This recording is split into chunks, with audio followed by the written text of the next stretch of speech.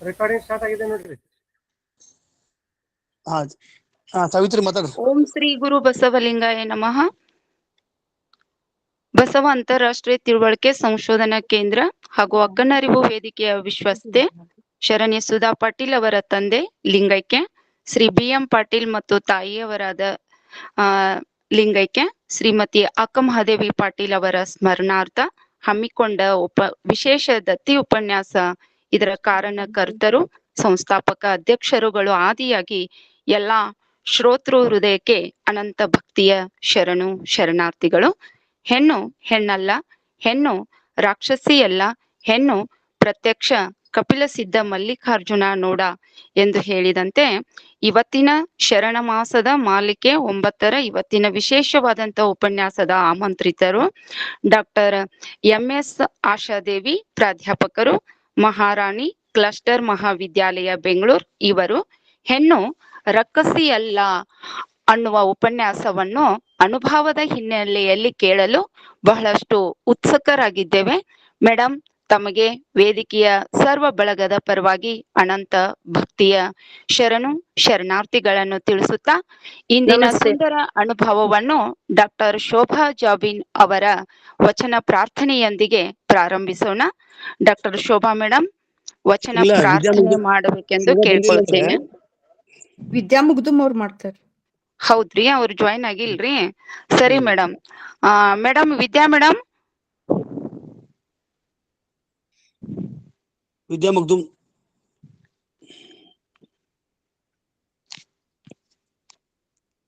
ವಿದ್ಯಾ ಮುಗ್ದುಮ್ ಇಲ್ಲ, ಸ್ವಾಗತ ಪರಿಚಯ ತಗೊಳ್ರಿ. ಲಲಿತಾ ಅಂಗಡಿ ನೀವು ಮಾಡ್ರಿ. ಸ್ವಾಗತ ಪರಿಚಯ ತಗೊಂಡ್ಬಿಡ್ರಿ. ನಾನ ಮಾಡ್ಲೇನ್ರಿ ಸರ್ ಪ್ರಾರ್ಥನೆ? ಬೇಡ ಬೇಡ ಬೇಡ ಬೇಡ, ಸ್ವಾಗತ ಪರಿಚಯ ತಗೊಳ್ರಿ. ಲಲಿತಾ ಮೇಡಮ್ ಸ್ವಾಗತ ಮಾಡ್ರಿ. ಸ್ವಾಗತ ಪರಿಚಯ ಹಾಗೂ ಪ್ರಾಸ್ತಾವಿಕ ನುಡಿ ಶರಣೆ ಲಲಿತಾ ಅಂಗಡಿಯವರಿಂದ. ಓಂ ಶ್ರೀ ಗುರು ಬಸವಲಿಂಗಾಯ ನಮಃ. ಕೇಳಿಸ್ತಾ ಇದೆ ಮೇಡಮ್? ಕೇಳಿಸ್ತಾ ಇದೆ. ಎಲ್ಲರಿಗೂ ಶರಣು ಶರಣಾರ್ಥಿ. ವಚನ ಅಧ್ಯಯನ ವೇದಿಕೆ ಅಕ್ಕನ ಅರಿವು ಬಸವಾದಿ ಶರಣರ ಚಿಂತನ ಕೂಟ ಸತತ 6 ವರ್ಷಗಳಿಂದ ತನ್ನ ಕ್ರಿಯಾ ಚಟುವಟಿಕೆಯಿಂದ ರಾಜ್ಯ, ಅಂತಾರಾಜ್ಯ, ಅಂತಾರಾಷ್ಟ್ರೀಯ ಮಟ್ಟದಲ್ಲಿ ವಚನಗಳ, ವಚನಕಾರರ ಚಿಂತನ ಮಂಥನಗಳಿಂದ ಒಂದು ಹೊಸ ಮನ್ವಂತರಕ್ಕೆ ಹೆಜ್ಜೆ ಇಟ್ಟಿದೆ ಈ ವೇದಿಕೆ. ಇಲ್ಲಿ ಸಂಶೋಧಕರು, ಸಾಹಿತಿಗಳು, ಕವಿಗಳು, ವಿಮರ್ಶಕರು, ಕಲಾವಿದರು, ಪೂಜ್ಯರ, ದಾರ್ಶನಿಕರ, ಲೇಖಕರ, ಪಂಡಿತ ಪಾಮರರಿ ಎಲ್ಲರಿಗೂ ಪರಿಚಯಿಸಿ ವಿಚಾರ ವಿನಿಮಯಗಳಿಗೆ ಕೊಡುಕೊಳ್ಳುವ ಒಂದು ಸಾಂಸ್ಕೃತಿಕ ವೇದಿಕೆ. ಈ ದುಡಿದ ಈ ಮಹನೀಯರ ಬಗ್ಗೆ ಸಾಂಸ್ಕೃತಿಕ ಚಟುವಟಿಕೆಯಾಗಿ ನಿರಂತರ ಬೆಳವಣಿಗೆಯತ್ತ ಸಾಗುತ್ತಿದೆ ಎಂಬುದು ಸಂತಸದ ವಿಷಯ. ಕಾಯಕದ ಸೇವೆಗೆ, ಮುಕ್ತ ಮನಸ್ಸುಗಳ ದಾಸೋಹದ ಸೇವೆಗೆ ಎಲ್ಲ ಮನಸ್ಸುಗಳಿಗೆ ಶರಣು ಶರಣಾರ್ಥಿ ಎನ್ನುವ ಪ್ರಸ್ತಾವ ನುಡಿಗಳಾದರೆ, ಶರಣ ಮಾಸದ 9ನೇ ಉಪನ್ಯಾಸ ಮಾಲಿಕೆಗೆ ಎಲ್ಲರಿಗೂ ಆತ್ಮೀಯ ಸ್ವಾಗತ, ಸುಸ್ವಾಗತ. ತೋರಣ ಸೇಸಿಯ ಸ್ವಾಗತಕ್ಕೆ ನೇತೃತ್ವ ವಹಿಸಿದ ಈ ವೇದಿಕೆಯ ರೂವಾರಿ, ಚಿಂತಕ, ವಿಮರ್ಶಕ, ಕವಿ, ಸಾಹಿತಿ, ವಿಜ್ಞಾನಿ ಶರಣ ಡಾಕ್ಟರ್ ಶಶಿಕಾಂತ್ ಪಟ್ಟಣ್ ಸರ್ ಅವರಿಗೆ ಆತ್ಮೀಯ ಸ್ವಾಗತ ಕೋರುತ್ತಾ ಇಂದಿನ ಕಾರ್ಯಕ್ರಮದ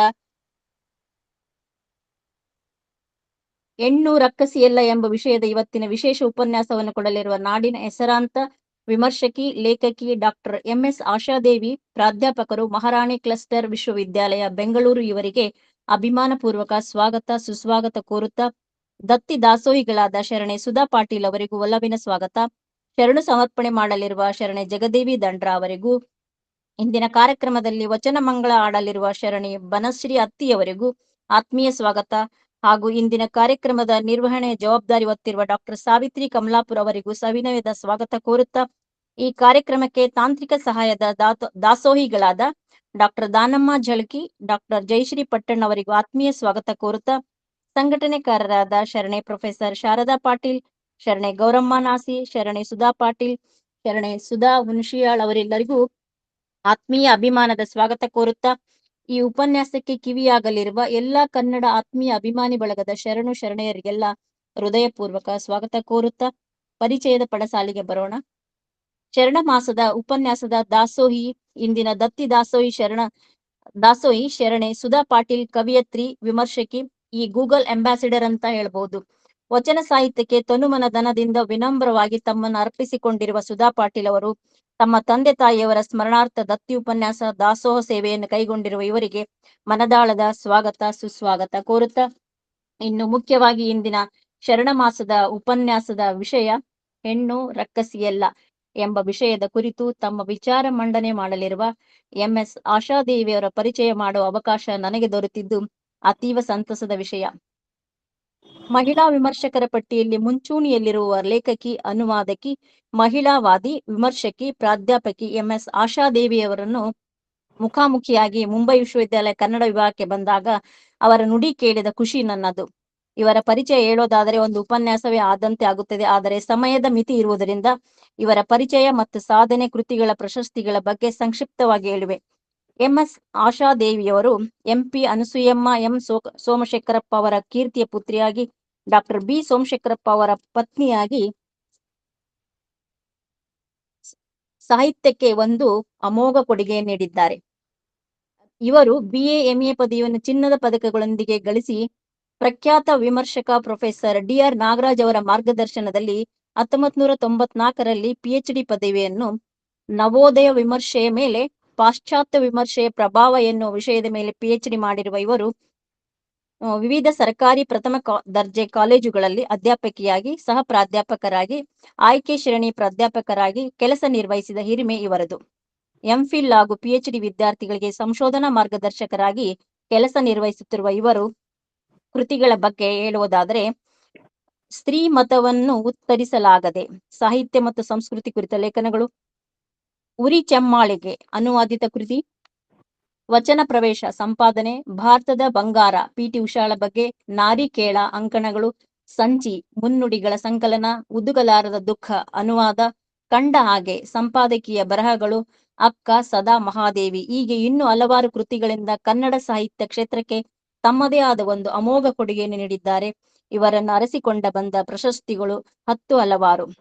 ಅದರಲ್ಲಿ ಪ್ರೊಫೆಸರ್ MM ಕಲಬುರ್ಗಿ ಪ್ರಶಸ್ತಿ, ಅಕ್ಕ ಪ್ರಶಸ್ತಿ, ನಾಡಪ್ರಭು ಕೆಂಪೇಗೌಡ ಪ್ರಶಸ್ತಿ, ಕದಳಿ ಪ್ರಶಸ್ತಿ, GS ಶಿವರುದ್ರಪ್ಪ ಪ್ರಶಸ್ತಿ, ಇನ್ಫೋಸಿಸ್ ಪ್ರಶಸ್ತಿ, AM ಇನಾಮದಾರ್, MK ಇಂದಿರಾ ಪ್ರಶಸ್ತಿ, ಹೀಗೆ ಪ್ರಶಸ್ತಿಗಳ ಜೊತೆಗೇನೆ ಹಲವಾರು ವಿಶ್ವವಿದ್ಯಾಲಯಗಳ ಅಧ್ಯಯನ ಮಂಡಳಿಗಳ ಮತ್ತು ಸಂಶೋಧನಾ ಕೇಂದ್ರಗಳ ಸದಸ್ಯತ್ವವನ್ನು ಹೊಂದಿರುವ ಇವರು ನಮ್ಮೊಂದಿಗೆ ಇಂದು ಒಂದು ಅದ್ಭುತವಾದ ವಿಷಯದ ಮುಖಾಂತರ ನಮ್ಮ ಎಲ್ಲರಿಗೆ ಕಿವಿಯಾಗಲಿದ್ದಾರೆ. ನಾವೆಲ್ಲರೂ ಕಿವಿಯಾಗೋಣ ಅಂತ ಹೇಳ್ಕೊಂಡು ಇವರ ಪರಿಚಯವನ್ನು ಮಾಡುವ ಅವಕಾಶ ಕೊಟ್ಟಿದ್ದಕ್ಕಾಗಿ ಎಲ್ಲಾ ಪದಾಧಿಕಾರಿಗಳಿಗೆ ಶರಣಾರ್ಥಿ. ಧನ್ಯವಾದಗಳು ಮೇಡಮ್ ತಮ್ಗೆ. ಮುಂದಿನ ವಿಶೇಷ ಉಪನ್ಯಾಸ ನಾವು ನೀವುಗಳೆಲ್ಲ ಕಾತುರರಾಗಿ ಕುಳಿತಂತಿದ್ದೇವೆ. ಹೆಣ್ಣು ರಕ್ಕಸಿಯಲ್ಲ, ಡಾಕ್ಟರ್ MS ಆಶಾದೇವಿ ಪ್ರಾಧ್ಯಾಪಕರು, ಮಹಾರಾಣಿ ಕ್ಲಸ್ಟರ್ ವಿಶ್ವವಿದ್ಯಾಲಯ ಬೆಂಗಳೂರು ಇವರಿಂದ. ಮೇಡಮ್ ತಮ್ಗೆ ಆತ್ಮೀಯವಾದಂತಹ ಸುಸ್ವಾಗತ ಮೇಡಮ್. ಮತ್ತೊಮ್ಮೆ ತಮ್ಗೆ ಎಲ್ರಿಗೂ ನಮಸ್ಕಾರ. ಈ ವಿಶೇಷ ಉಪನ್ಯಾಸದ ಜೊತೆನಲ್ಲಿ ನಿಮ್ಮೆಲ್ಲರ ಜೊತೆನಲ್ಲಿ ಮಾತಾಡೋದಿಕ್ಕೆ ಒಂದು ಅವಕಾಶ ಸಿಕ್ಕಿದ್ದಕ್ಕಾಗಿ ನಾನು ನಿಮ್ಮೆಲ್ಲರಿಗೂ ವಂದಿಸ್ತಾ ನನ್ನ ಮಾತುಗಳನ್ನು ಶುರು ಮಾಡ್ತೀನಿ. ಈ ಶೀರ್ಷಿಕೆ ಯಾರು ಆರಿಸಿದ್ ಗೊತ್ತಿಲ್ಲ ನನ್ಗೆ. ನಿಜ, ಇದೊಂದು ಬಹಳ ಪ್ರಖ್ಯಾತವಾದ ಹಲವು ವಚನಕಾರರು ಬಳಸಿರುವ ಒಂದು ಮಾತಿದು, ಹೆಣ್ಣು ರಕ್ಕಸಿಯಲ್ಲ ಅಂತ. ಹಾಗಾದ್ರೆ ಹೆಣ್ಣು ರಕ್ಕಸಿ ಅಲ್ಲದೆ ಹೋದ್ರೆ ಏನವಳು? ಆ ವಚನದ ಮೊದಲನೇ ಸಾಲು ಹೇಳುತ್ತೆ, ಹೆಣ್ಣು ಹೆಣ್ಣಲ್ಲ, ಹೆಣ್ಣು ರಕ್ಕಸಿಯಲ್ಲ ಅಂತ. ಇದರ ಅರ್ಥ ಏನು ಅಂದ್ರೆ, ಹೆಣ್ಣನ್ನ ಕುರಿತ ನಮ್ಮ ಸಮುದಾಯದ ವ್ಯಾಖ್ಯಾನ ಏನಿದೆ, ಅದರ ತಿಳುವಳಿಕೆ ಏನಿದೆ, ಅದು ಹೆಣ್ಣಿನ ಬಗೆಗೆ ಕಟ್ಕೊಂಡಿರುವ ವ್ಯಾಖ್ಯಾನಗಳೇನಿದ್ದಾವೆ, ಆ ವ್ಯಾಖ್ಯಾನಗಳೇ ಒಂದ್ ಕಡೆನಲ್ಲಿದೆ, ಇನ್ನೊಂದ್ ಕಡೆನಲ್ಲಿ ಸತ್ಯ ಇದೆ ಅಂತ. ಹೆಣ್ಣು ರಕ್ಕಸಿ ಎಲ್ಲ ಅನ್ನೋದು ಸತ್ಯ ಅನ್ನೋದಾದ್ರೆ, ಅವಳು ರಕ್ಕಸಿ ಅಲ್ಲದೆ, ಹೆಣ್ಣು ಹೆಣ್ಣಲ್ಲದೆ ಅವಳು ಇನ್ನೇನಾಗಿದ್ದಾಳೆ ಅನ್ನೋದೇ ಇಡೀ ಎಷ್ಟೋ ಶತಮಾನಗಳಿಂದ ನಾವು ಚರ್ಚೆ ನಡೆಸ್ಕೊಂಡು ಬಂದಿರೋಂಥ ಒಂದು ವಿಷಯ. ಯಾಕೆ ಹೆಣ್ಣಿನ ಬಗೆಗೆ ಮಾತ್ರ ಈ ಬಗೆಯ ವ್ಯಾಖ್ಯಾನಗಳು ಹುಟ್ಕೊಳ್ತವೆ? ವ್ಯಾಖ್ಯಾನಗಳು, ಅಪವ್ಯಾಖ್ಯಾನಗಳು, ಮರು ವ್ಯಾಖ್ಯಾನಗಳು ಮತ್ತು ಈ ಎಲ್ಲವುಗಳನ್ನು ಸತ್ಯದ ಜೊತೆನಲ್ಲಿ ಮುಖಾಮುಖಿ ಮಾಡುವಂತಹ ಒಂದು ಪ್ರಯತ್ನವನ್ನ ಎಲ್ಲ ಕಾಲದಿಂದಲೂ ಹೆಣ್ಮಕ್ಳು ಮಾಡ್ಕೊಂಡೇ ಬಂದಿದ್ದಾರೆ, ಯಾವ ಅನುಮಾನವೂ ಇಲ್ಲ. ಅದು ನಮ್ಮ ಜನಪದ ಕವಿಗಳಾಗಿರ್ಬಹುದು, ಎಲ್ಲೋ ಕ್ವಚಿತ್ತಾಗಿ ನಮ್ಮ ಶಿಷ್ಟ ಕವಿಗಳಾಗಿದ್ದಿರಬಹುದು, ಮತ್ತು ಬಹಳ ಮುಖ್ಯವಾಗಿ ವಚನಕಾರರ ನಂತರ ಬಂದಂತ ನಮ್ಮ ಆಧುನಿಕ ಲೇಖಕರು ಮತ್ತು ಲೇಖಕಿಯರು, ಇವ್ರು ಎಲ್ಲರೂ ಕೂಡ ಹೆಣ್ಣು ಅಂದ್ರೆ ಏನು ಅನ್ನೋದನ್ನ ಬಹಳ ದೀರ್ಘವಾಗಿ ಚರ್ಚೆ ಮಾಡ್ತಾನೆ ಬಂದಿದ್ದಾರೆ. ಇಷ್ಟು ಚರ್ಚೆಗೆ ಅದು ಒಳಗಾಗ್ತಿದೆ ಅನ್ನೋದೇನೇನೆ ನಮಗೆ ಅನೇಕ ಸತ್ಯಗಳನ್ನ ಕಾಣಿಸ್ತಾ ಹೋಗ್ಬೇಕು. ನಮ್ಗೆ ಕಾಣುವ ಧೈರ್ಯ, ಕಾಣುವ ಮನಸ್ಥಿತಿ ಎಲ್ಲವೂ ನಮಗೆ ಬೇಕು. ಯಾಕೆಂದ್ರೆ ಹೆಣ್ಣನ್ನ ಕುರಿತ ಬಹಳ ಮುಖ್ಯವಾದ ಒಂದು ವ್ಯಾಖ್ಯಾನ ಏನು ಅಂತಂದ್ರೆ ಹೆಣ್ಣು ಮಾಯೆ ಅನ್ನೋದು ಅಲ್ವಾ. ಒಂದ್ ಕಡೆನಲ್ಲಿ ಹೆಣ್ಣನ್ನ ನಾವು ಮಾಯೆ ಅಂತ ಕರಿತೀವಿ. ಮಾಯೆ ಅನ್ನೋದ್ರ ಅರ್ಥ ಏನು ಅಲ್ಲಿ ಅಂತಂದ್ರೆ, ಗಂಡು ಯಾವಾಗ್ಲೂ ಸಾಧನೆಯ ಶಿಖರವನ್ನು ಏರ್ತಾ ಹೋಗ್ತಾ ಇರುವಂತವನು, ಆ ಸಾಧನೆಯ ಶಿಖರವನ್ನ ಏರುವ ಆ ಆರೋಹಣದ ಒಂದು ದೊಡ್ಡ ಪರ್ವ ಏನಿದೆ, ಆ ಪರ್ವದಲ್ಲಿ ಹೆಣ್ಣು ಒಂದು ಆತಂಕ, ಹೆಣ್ಣು ಒಂದು ಅಡ್ಡಿ, ಹೆಣ್ಣು ಒಂದು ಸವಾಲು. ಅದನ್ನ ನಾವು ದಾಟಬೇಕು, ಅದನ್ನ ನಾವು ಮೀರ್ಬೇಕು. ಯಾರು? ಪುರುಷರು ಅನ್ನೋದು ಅಲ್ವಾ. ಒಂದು ಅವಳನ್ನ ಮಾಯೆ ಅಂತ ಕರಿತೀವಿ. ಇಲ್ದೆ ಹೋದ್ರೆ ಅದಕ್ಕೆ ಸಂವಾದಿ ಅನ್ನುವ ಹಾಗೆ ಅವಳನ್ನ ದೇವಿ ಅಂತ ಕೂಡ ಅನೇಕ ಸಂದರ್ಭಗಳಲ್ಲಿ ಕರೆದಿದ್ದನ್ನು ನಾವು ನೋಡಿದೀವಿ. ಇನ್ ಕೆಲವು ಕಡೆಗಳಲ್ಲಿ ಅವಳು ಬುದ್ಧಿಹೀನಳು, ಬುದ್ಧಿಗೇಡಿ ಅನ್ನೋದನ್ನು ನಾವು ನೋಡಿದೀವಿ ಅಲ್ವಾ. ಹೆಣ್ಣನ್ನ ಮಾಯೆ ಅಂತಲೂ ಕರಿತಾ, ಹೆಣ್ಣನ್ನ ಹೀಗೆ ಪ್ರಕಸಿ ಅಂತಲೂ ಕರಿತಾ. ಆಮೇಲೆ ನಾವು ಹಾಗೆ ಮಾಡ್ತಾ ಇರೋದ್ರ ಅರ್ಥ ಏನು ಅಂತಂದ್ರೆ, ಹೆಣ್ಣನ್ನ ಹೆಣ್ಣಾಗಿ ನೋಡೋದಕ್ಕೆ, ಹೆಣ್ಣನ್ನ ಮನುಷ್ಯಳಾಗಿ ನೋಡೋದಕ್ಕೆ ನಾವು ತಯಾರಿಲ್ಲ ಅಂತ. ನಾವು ಕ್ರಕ್ಸ್ ಆಫ್ ದ ಮ್ಯಾಟರ್ ಅಂತ ಕರಿತೀವಿ. ಏನು ಪ್ರಮೇಯ ಅಂತಂದ್ರೆ, ಹೆಣ್ಣು ಅವಳಲ್ಲ, ಅದಲ್ಲ, ಇದಲ್ಲ ಅಂತ ಒಂದ್ ಕಡೆನಲ್ಲಿ, ಹೆಣ್ಣು ಅಂದ್ರೆ ಇದು ಇದು ಇದು ಇದು ಅಂತ ನಾವು ಒಂದ್ ಪಟ್ಟಿ ಮಾಡಿದ್ವಿ. ಎಲ್ಲ ಹೊತ್ತಿನಲ್ಲೂ ನಾವು ಪಟ್ಟಿಗಳನ್ನ ಮಾಡ್ಕೊಂಡೇ ಹೋಗ್ತಿರ್ತೀವಿ. ಆದ್ರೆ ಸತ್ಯ, ನಾವು ಯಾವಾಗ್ಲೂ ಸಾಹಿತ್ಯದ ಪರಿಭಾಷೆನಲ್ಲಿ ಹೇಳ್ತೀವಿ, truth lies between the lines, between the words ಅಂತ.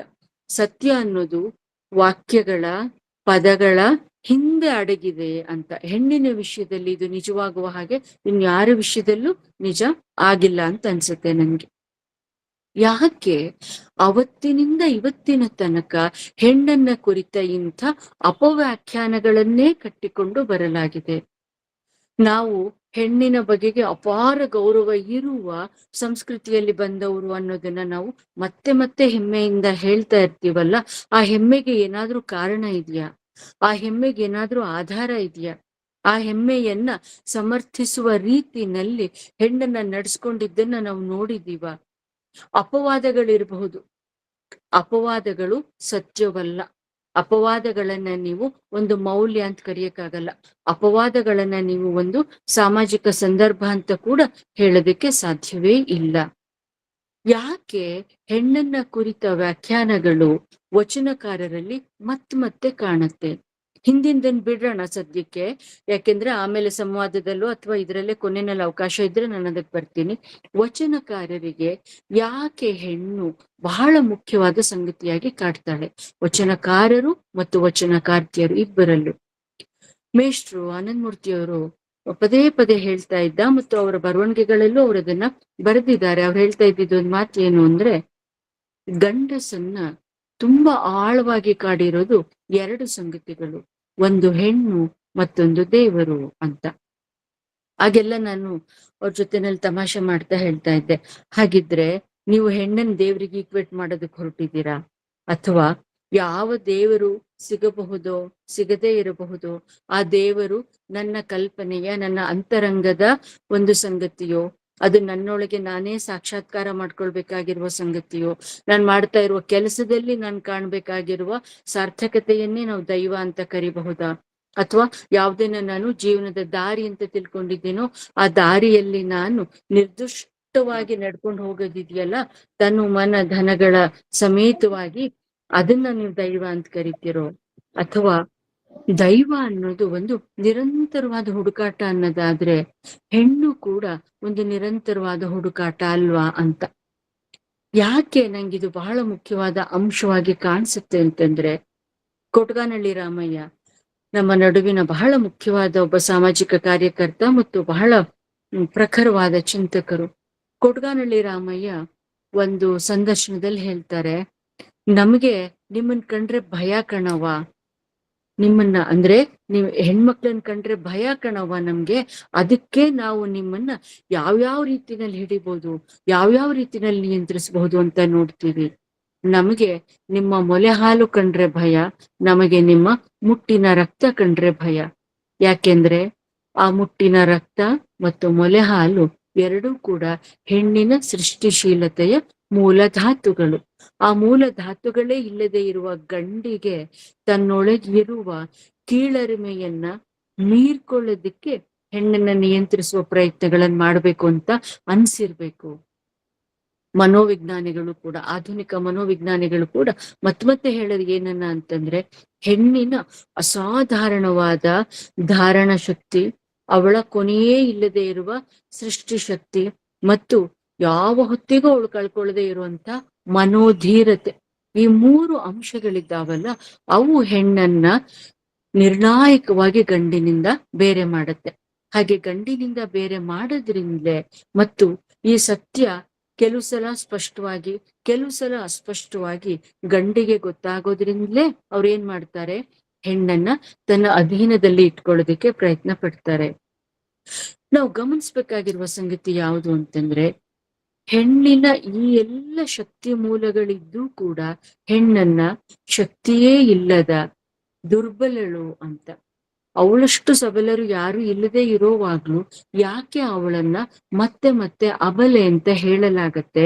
ಹೇಳುವುದು ಮಾತ್ರವಲ್ಲ, ಅದನ್ನ ಅವಳ ಮೇಲೆ ಹೇಗೆ ಹೇರಲಾಗಿದೆ, ಹಾಗೆ ಅವಳ ಮನಸ್ಸಿನಲ್ಲಿ ಅದನ್ನ ಬೆರೂರಿಸಲಾಗಿದೆ ಅಂತಂದ್ರೆ, ಎಷ್ಟೋ ಸಲ ಹೆಣ್ಮಕ್ಳು ಕಷ್ಟ ಪಡ್ಬೇಕಾಗತ್ತೆ ತಾನು ಅಬಲೆ ಅಲ್ಲ ಸಬಲೆ ಅನ್ನೋದನ್ನ ತನಗೆ ತಾನೇ ಅರ್ಥ ಮಾಡ್ಕೊಳ್ಳಕ್ಕೆ. ಲೋಕಕ್ಕೆ ಅರ್ಥ ಮಾಡ್ಸೋದು ಆಮೇಲಿನ ಮಾತು. ಮೊದಲನೆಯ ಸವಾಲು ಯಾವುದು ಅವಳಿಗೆ? ತನಗ್ ತಾನೇ ಅದನ್ನ ಅರ್ಥ ಮಾಡ್ಕೊಳ್ಳೋದು, ತನಗ್ ತಾನೇ ಅದನ್ನು ಒಪ್ಕೊಳ್ಳೋದಿದೆಯಲ್ಲ, ತನಗ್ ತಾನೇ ಅದನ್ನ ಕನ್ವಿನ್ಸ್ ಮಾಡ್ಕೊಳ್ಳೋದಿದೆಯಲ್ಲ, ಅದು ಬಹಳ ದೊಡ್ಡ ಸವಾಲು ಅಂತ ನನ್ಗೆ ಅನ್ಸುತ್ತೆ. ವಚನಕಾರರು ಮಾಡಿದ್ದೇನು ಗೊತ್ತಾ? ದ ವೇ ದೇ ಡಿಕೋಡೆಡ್ ಪೇಟ್ರಿಯಾರ್ಕಿ, ಗಂಡಾಳಿಕೆ ಅಂತ ನಾವೇನ್ ಕರಿತೀವಿ, ಆ ಗಂಡಾಳಿಕೆಯನ್ನ ಅವ್ರು ಹೆಂಗೆ ಡಿಕೋಡ್ ಮಾಡ್ಬಿಟ್ರು, ಮತ್ತು ಗಂಡಾಳಿಕೆ ಹಾಕೊಂಡಿದ್ದಂತಹ ವೇಷಗಳಿದ್ವಲ್ಲ, ಆ ವೇಷಗಳನ್ನೆಲ್ಲ ಅವ್ರು ಹೇಗೆ ಕಳಿಸ್ತಾ ಹೋದ್ರು ಅಂತಂದ್ರೆ, ನನ್ಗೆ ವಚನಕಾರ್ತಿಯರನ್ನ ಅಥವಾ ವಚನಕಾರರನ್ನು ಓದ್ತಾ ಇದ್ದಾಗ ಯಾವಾಗ್ಲೂ ನೆನಪಾಗುವ ಒಂದು ಕೃತಿ ಯಾವುದು ಅಂದ್ರೆ ಗೌರಿ ವಿಶ್ವನಾಥನ್ ಅಂತ. ಆ ಗೌರಿ ವಿಶ್ವನಾಥನ್ ಆಧುನಿಕ ಭಾರತದ ಬಹಳ ಮುಖ್ಯವಾದ ಇತಿಹಾಸ ತಜ್ಞೆ ಮತ್ತು ಬಹಳ ಮುಖ್ಯವಾದ ಹಿಸ್ಟೋರಿಯನ್. ಆಕೆ ಕಲೋನಿಯಲ್ ಸ್ಕಾಲರ್. ಆಕೆ ಬೇಸಿಕಲಿ ವಸಾಹತುಶಾಹಿ ಸಂದರ್ಭಗಳನ್ನ ಬಹಳ ಆಳವಾಗಿ ಅಭ್ಯಾಸ ಮಾಡಿರುವಂತ ಒಬ್ಬ ವಿದ್ವಾಂಸರು. ಅವ್ರು ಬರ್ದಿರೋ ಪುಸ್ತಕದ ಹೆಸರೇನು ಅಂದ್ರೆ ಮಾಸ್ಕ್ಸ್ ಆಫ್ ಕಾನ್ಕ್ವೆಸ್ಟ್ ಅಂತ. ಮಾಸ್ಕ್ ಅಂದ್ರೆ ನಮ್ಗೆಲ್ರಿಗೂ ಗೊತ್ತಿದೆ, ಮುಖವಾಡ. ಗೆಲುವಿನ ಮುಖವಾಡಗಳು ಅಂತ ಹೇಳ್ತಾರೆ ಅವರು. ಯಾವ್ದನ್ನ ಅವ್ರು ಗೆಲುವಿನ ಮುಖವಾಡಗಳು ಅಂತ ಕರೀತಾರೆ ಅಂದ್ರೆ, ಬ್ರಿಟಿಷರು ಭಾರತವನ್ನ ಆಳ್ತಾ ಇದ್ದ ಸಂದರ್ಭದಲ್ಲಿ ಅವ್ರು ತಿಳ್ಕೊಂಡಿದ್ರು, ಈ ಭಾರತವನ್ನ ಭೌಗೋಳಿಕವಾಗಿ, ರಾಜಕೀಯವಾಗಿ, ಸಾಂಸ್ಕೃತಿಕವಾಗಿ, ಸಾಮಾಜಿಕವಾಗಿ ನಾವು ಕುಗ್ಗಿಸ್ಬಿಟ್ಟಿದೀವಿ. ಅದ್ರ ಮೇಲೆ ನಾವೊಂದು ವಿಜಯವನ್ನ ಸಾಧಿಸ್ಬಿಟ್ಟಿದೀವಿ. ಭೌಗೋಳಿಕವಾಗಂತೂ ಸಾಧಿಸಿದ್ರು, ರಾಜಕೀಯವಾಗಿ 100ಕ್ಕೆ 100 ಅವ್ರದಕ್ಕೆ ಅನ್ನೋದು ಯಶಸ್ಸನ್ನ ಪಡ್ಕೊಂಡು ಹೋಗಿತ್ತು ಅವ್ರದ್ರಲ್ಲಿ. ಆಯ್ತಾ? ಸಾಮಾಜಿಕವಾಗಿ ಮತ್ತು ಸಾಂಸ್ಕೃತಿಕವಾಗಿ ಅವರು ನಡೆಸಿದ ಕಲ್ಚರಲ್ ಪಾಲಿಟಿಕ್ಸ್ ಇದೆ ಅಲ್ಲ, ಆ ಕಲ್ಚರಲ್ ಪಾಲಿಟಿಕ್ಸ್ ಬಹಳ ಕ್ರೂಷಿಯಲ್ ಆದದ್ದು. ಯಾಕೆ ಅಂದ್ರೆ, ವಸಾಹತು ಸಂದರ್ಭದಲ್ಲಿ ನಾವು ಅವ್ರನ್ನ ಭೌಗೋಳಿಕವಾಗಿ ಆಕ್ರಮಿಸ್ಕೊಂಡ್ಬಿಟ್ಟಿದ್ದೀವಿ. ಕಾವೇರಿಯಿಂದ ಗೋದಾವರಿವರೆಗೂ ನಾವು ಕಾವೇರಿಯಿಂದ ಅನ್ನೋದು ಕಾಶ್ಮೀರದಿಂದ ಕನ್ಯಾಕುಮಾರಿಯ ತನಕ ಭಾರತವನ್ನ ನಾವು ನಮ್ಮ ಹಿಡಿತದಲ್ಲಿ ಇಟ್ಕೊಂಡಿದ್ದೀವಿ. ನಿಜ, ಭೌಗೋಳಿಕವಾಗಿ ಅವರು ಹಾಗೆ ಆಕ್ರಮಿಸ್ಕೊಂಡಿದ್ ನಿಜ. ಆದ್ರೆ ಅವರೇ ನಮ್ಗೆ ಮಾಡಿದ ಶಿಕ್ಷಣ ಪದ್ಧತಿ ಇರ್ಬೋದು, ಅಥವಾ ಅವರು ಧಾರ್ಮಿಕವಾಗಿ ಸಾಂಸ್ಕೃತಿಕವಾಗಿ ನಮ್ಮಲ್ಲೊಂದು ಕೀಳರಿಮೆಯನ್ನ ಹುಟ್ಟಿಸೋದಕ್ಕೆ ನಡೆಸಿದ ಪ್ರಯತ್ನಗಳಿದ್ದಾವಲ್ಲ, ಆ ಪ್ರಯತ್ನಗಳಲ್ಲಿ ಅವ್ರೇನ್ ತಿಳ್ಕೊಂಡಿದ್ರು ಅಂದ್ರೆ ನಾವು ಗೆದ್ಬಿಟ್ಟಿದೀವಿ ಅಂತ.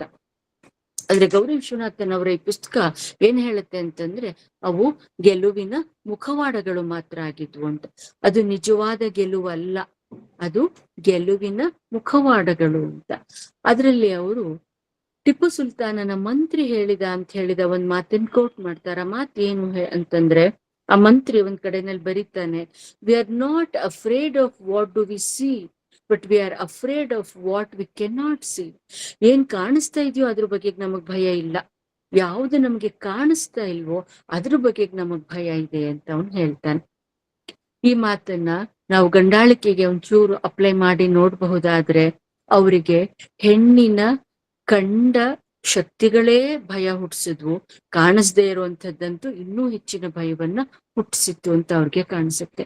ಆದ್ರಿಂದಲೇ ಯಾವ ದೈಹಿಕ ದೌರ್ಬಲ್ಯ ಮತ್ತು ಅದಕ್ಕೆ ಹೊಂದಿಕೊಂಡಂತಿರುವ ಮಾನಸಿಕ ದೌರ್ಬಲ್ಯ, ಈ ಎರಡೂ ಕಾರಣಗಳಿಂದ ಹೆಣ್ಣು ದುರ್ಬಲ ಅದುರ್ಬಲ ಅಂತ ಅವ್ರು ಹೇಳಕ್ ಹೊರಟ್ರು. ಹಾಗೆ ಹೇಳ್ತಾ ಇರುವ ಪ್ರತಿ ಹೊತ್ತಿನಲ್ಲೂ ಅವ್ರಿಗೆ ಗೊತ್ತಿರುವ ಒಂದ್ ಸತ್ಯ ಯಾವುದು ಅಂತಂದ್ರೆ, ಅವಳು ಯಾವ ಸನ್ನಿವೇಶವನ್ನ ಬೇಕಾದ್ರೂ ಎದುರಿಸಬಲ್ಲಂಥವಳು. ಆ ಶಕ್ತಿ ಅವಳಿಗೆ ಇದೆ. ಸಂದರ್ಭ ಬಂದ್ರೆ ಅವಳು ಏನೆಂತ ಸನ್ನಿವೇಶಗಳನ್ನು ಬಿಕ್ಕಟ್ಟುಗಳನ್ನು ಅವಳು ಗೆದ್ದು ನಿಲ್ಲಬಲ್ಲಳು ಅಂತ. ಮನೋವಿಜ್ಞಾನಿಗಳು ಪ್ರೂವ್ ಮಾಡಿರೋ ಒಂದ್ ಸಂಗತಿ ಏನು ಅಂತಂದ್ರೆ, ಬಿಕ್ಕಟ್ಟಿನ ಘಳಿಗೆಗಳಲ್ಲಿ ಗಂಡು ಕುಸಿಯುವ ಹಾಗೆ ಹೆಣ್ಣು ಕುಸಿಯುವುದಿಲ್ಲ. ಚೂರ್ ತಮಾಷೆಯಾಗಿ ಒಂದ್ ಮಾತನ್ನ ಹೇಳೋದಾದ್ರೆ, ಸನ್ಯಾಸಿಗಳಾಗಿ ಸಾಮಾನ್ಯವಾಗಿ ಹೋಗೋದು ಗಂಡಸರ ಹೆಂಗಸರ? ಸಾಮಾನ್ಯವಾಗಿ ಅದು ಗಂಡಸರೇ ಆಗಿರ್ತಾರೆ. ಇದರ ಅರ್ಥ ಹೆಣ್ಮಕ್ಳಿಗೆ ಸನ್ಯಾಸಿಗಳಾಗೋದಕ್ಕೆ ಅವಕಾಶ ಇಲ್ಲ, ಅವೆಲ್ಲ ಅಲ್ಲ. ಪ್ರಶ್ನೆ ಯಾವುದು ಅಂದ್ರೆ, ಯಾವುದು ತನ್ನ ಹೊಣೆಗಾರಿಕೆಯೋ ಆ ಹೊಣೆಗಾರಿಕೆಯಿಂದ ಹೆಣ್ಣು ಯಾವತ್ತೂ ತಪ್ಪಿಸ್ಕೊಳ್ಳೋದಕ್ಕೆ ಸಾಧ್ಯವೇ ಇಲ್ಲ.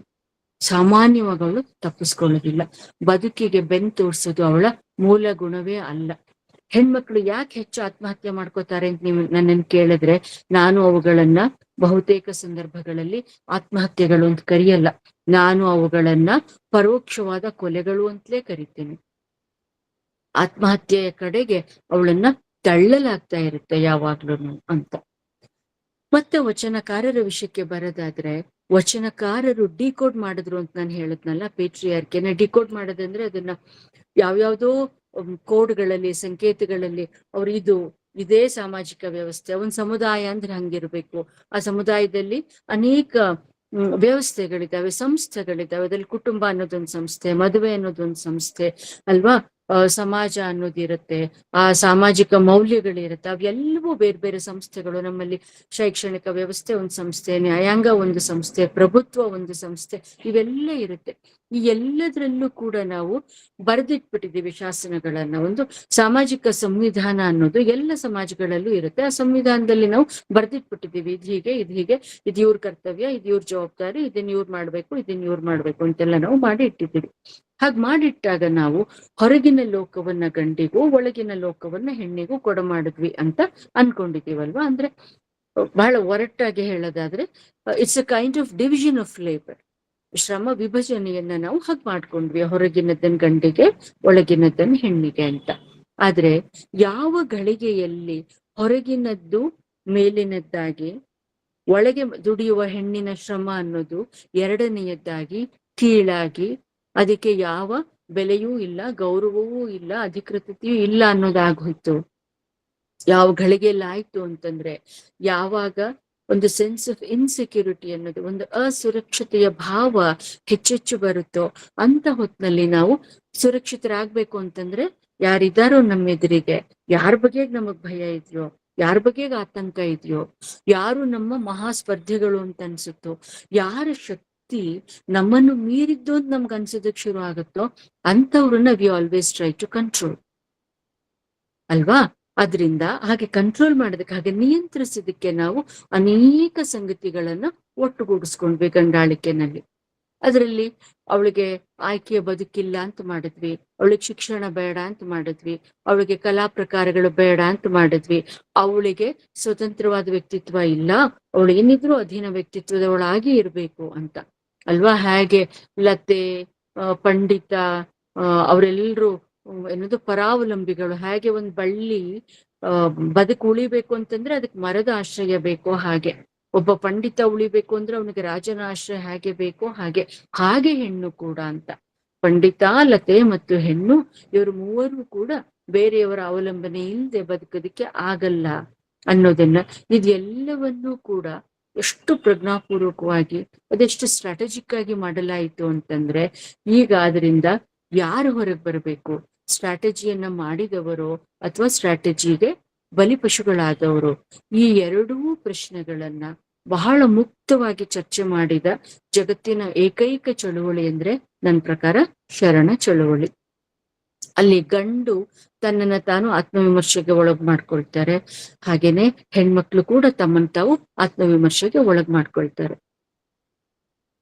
ಒಳಗ್ ಮಾಡ್ಕೊಳ್ಳೋದು ಸರಿ ಆತ್ಮವಿಮರ್ಶೆಯನ್ನ. ಯಾಕೆ ಗಂಡು ಹೀಗೆ, ಯಾಕೆ ಹೆಣ್ಣು ಹೀಗೆ, ಈ ಪ್ರಶ್ನೆಗಳನ್ನ ಹಾಕೊಳ್ತಾ ಅವರು ಯಾವ ಸತ್ಯದ ಕಡೆಗೆ ಚಲಿಸಿದ್ರು, ಅವರು ಚಲಿಸಿದ ಸತ್ಯ ಅಥವಾ ಅವರು ಕಂಡ್ಕೊಂಡಂತ ಸತ್ಯ ಯಾವುದಾಗಿತ್ತು ನೋಡಿ. ಇಲ್ಲೊಂದು ಬಹಳ ಪ್ರಸಿದ್ಧವಾದ ವಚನಗಳನ್ನು ಓದ್ಬಹುದು ಅಥವಾ ಅಷ್ಟೊಂದು ಪ್ರಸಿದ್ಧವಲ್ಲದ ವಚನಗಳನ್ನು ನಾವು ನೋಡೋಣ. ಸಕಲೇಶ ಮಾದರಸನ ಒಂದು ತುಂಬಾ ಮುಖ್ಯವಾದ ವಚನ, ನನ್ನ ಪ್ರಕಾರ ವಚನ ಇದೆ. ಅದೇನ್ ಹೇಳುತ್ತೆ? ಮೊಲೆ ಮುಡಿ ಮುದ್ದು ಮುಖದ ಹಸಿಯ ನಡುವಿನವಳ ಕಂಡಡೆ ನಾನು ಮನದೊಳಗೆ ಅಳುಪರಿಪ್ಪೆನೆ ಅಯ್ಯ, ತನುವಿನ ಮೇಲೆ ಬ್ರಹ್ಮಚರ್ಯ ಫಲವಟ್ಟದೇನು, ಮನದ ಮೇಲೆ ಬ್ರಹ್ಮಚರ್ಯತ್ವ ಅಳವಡದನ್ನಕ್ಕ, ಸಕಲೇಶ ದೇವನ್ ಏನರ್ಥನಾರಿಯಲ್ಲವೇ. ಅವನು ಹೇಳ್ತಾ ಇದ್ದಾನೆ, ಸಕಲೇಶ ಮಾದರಸ ಎಂಥ ಆತ್ಮವಿಮರ್ಶೆ ಮಾಡ್ಕೊಳ್ತಾ ಅವನೇನ್ ಹೇಳ್ತಾ ಇದ್ದಾನೆ? ಮೊಲೆ ಮುಡಿ ಮುದ್ದು ಮುಖದ ಹಸಿಯ ನಡುವಿನವಳ, ಸುಂದರಿಯಾದ ಒಬ್ಬ ಹೆಣ್ಮಗಳನ್ನ ನೋಡಿ ನನ್ನ ಮನಸ್ಸು ಚಂಚಲ ಆಗದೆ ಇರುತ್ತಾ? ಯಾಕೆ ಚಂಚಲ ಆಗತ್ತೆ? ಅವನ್ ಹೇಳ್ತಾನೆ, ನಾನು ಬ್ರಹ್ಮಚಾರಿ ಅಂತ ಎಷ್ಟು ಸಲ ಘೋಷಣೆ ಮಾಡ್ಕೊಂಡ್ರು, ಬ್ರಹ್ಮಚಾರಿಯ ವೇಷ ಹಾಕೊಂಡ್ರು, ನನ್ನ ತನು, ಆ ತನುವಿನ ಒಳಗಿರುವಂತ ಮನ, ಹೆಣ್ಣಿನ ದೇಹವನ್ನ ನೋಡಿದ ಕೂಡಲೇ, ಹೆಣ್ಣು ಅಂತ ಹೇಳ್ತಿಲ್ಲ ಅವನು, ಹೆಣ್ಣಿನ ದೇಹವನ್ನ ನೋಡಿದಾಗ ನಾನು ಚಂಚಲನಾಗ್ತೀನಲ್ಲ. ಇದು ಯಾಕೆ ಅಂದ್ರೆ ಹೆಣ್ಣನ್ನ ದೇಹ ಅಂತ ಮಾತ್ರ ನೋಡೋದನ್ನ ಗಂಡಿಗೆ ನಾವು ಕಲ್ಸಿದೀವಿ, ಅಥವಾ ಗಂಡು ಕಲ್ತ್ಕೊಂಡಿದ್ದಾನೆ. ಗಂಡು ಕಲ್ತಿರೋದು ಏನನ್ನ? ಹೆಣ್ಣು ಅಂದ್ರೆ ಒಂದು ದೇಹ, ಹೆಣ್ಣು ಅಂದ್ರೆ ಒಂದು ವ್ಯಕ್ತಿತ್ವ ಅನ್ನೋದನ್ನ ನಾವು ಓರಿಯಂಟೇಶನ್, ಒಂದು ತರಬೇತಿಯನ್ನು ಕೊಟ್ಟಿದ್ರೆ ಮನಸ್ಸಿಗೆ, ಗಂಡಸರಿಗೆ, ಅವರಿಗೆ ಹೀಗೆ ಹೆಣ್ಣನ್ನ ನೋಡಿದ ಕೂಡಲೇ ಅವನ ಮನಸ್ಸು ಚಂಚಲ ಆಗ್ತಿರ್ಲಿಲ್ಲ. ಅವತ್ತಿನಿಂದ ಇವತ್ತಿನ ತನಕ. ನಿರ್ಭಯ ಪ್ರಕರಣ ತಗೊಳ್ಳಿ, ನಿರ್ಭಯ ಪ್ರಕರಣದಲ್ಲಿ ಚರ್ಚೆಗೆ ಬಂದ ಅಂಶಗಳು ಯಾವ್ದು ಹೇಳಿ?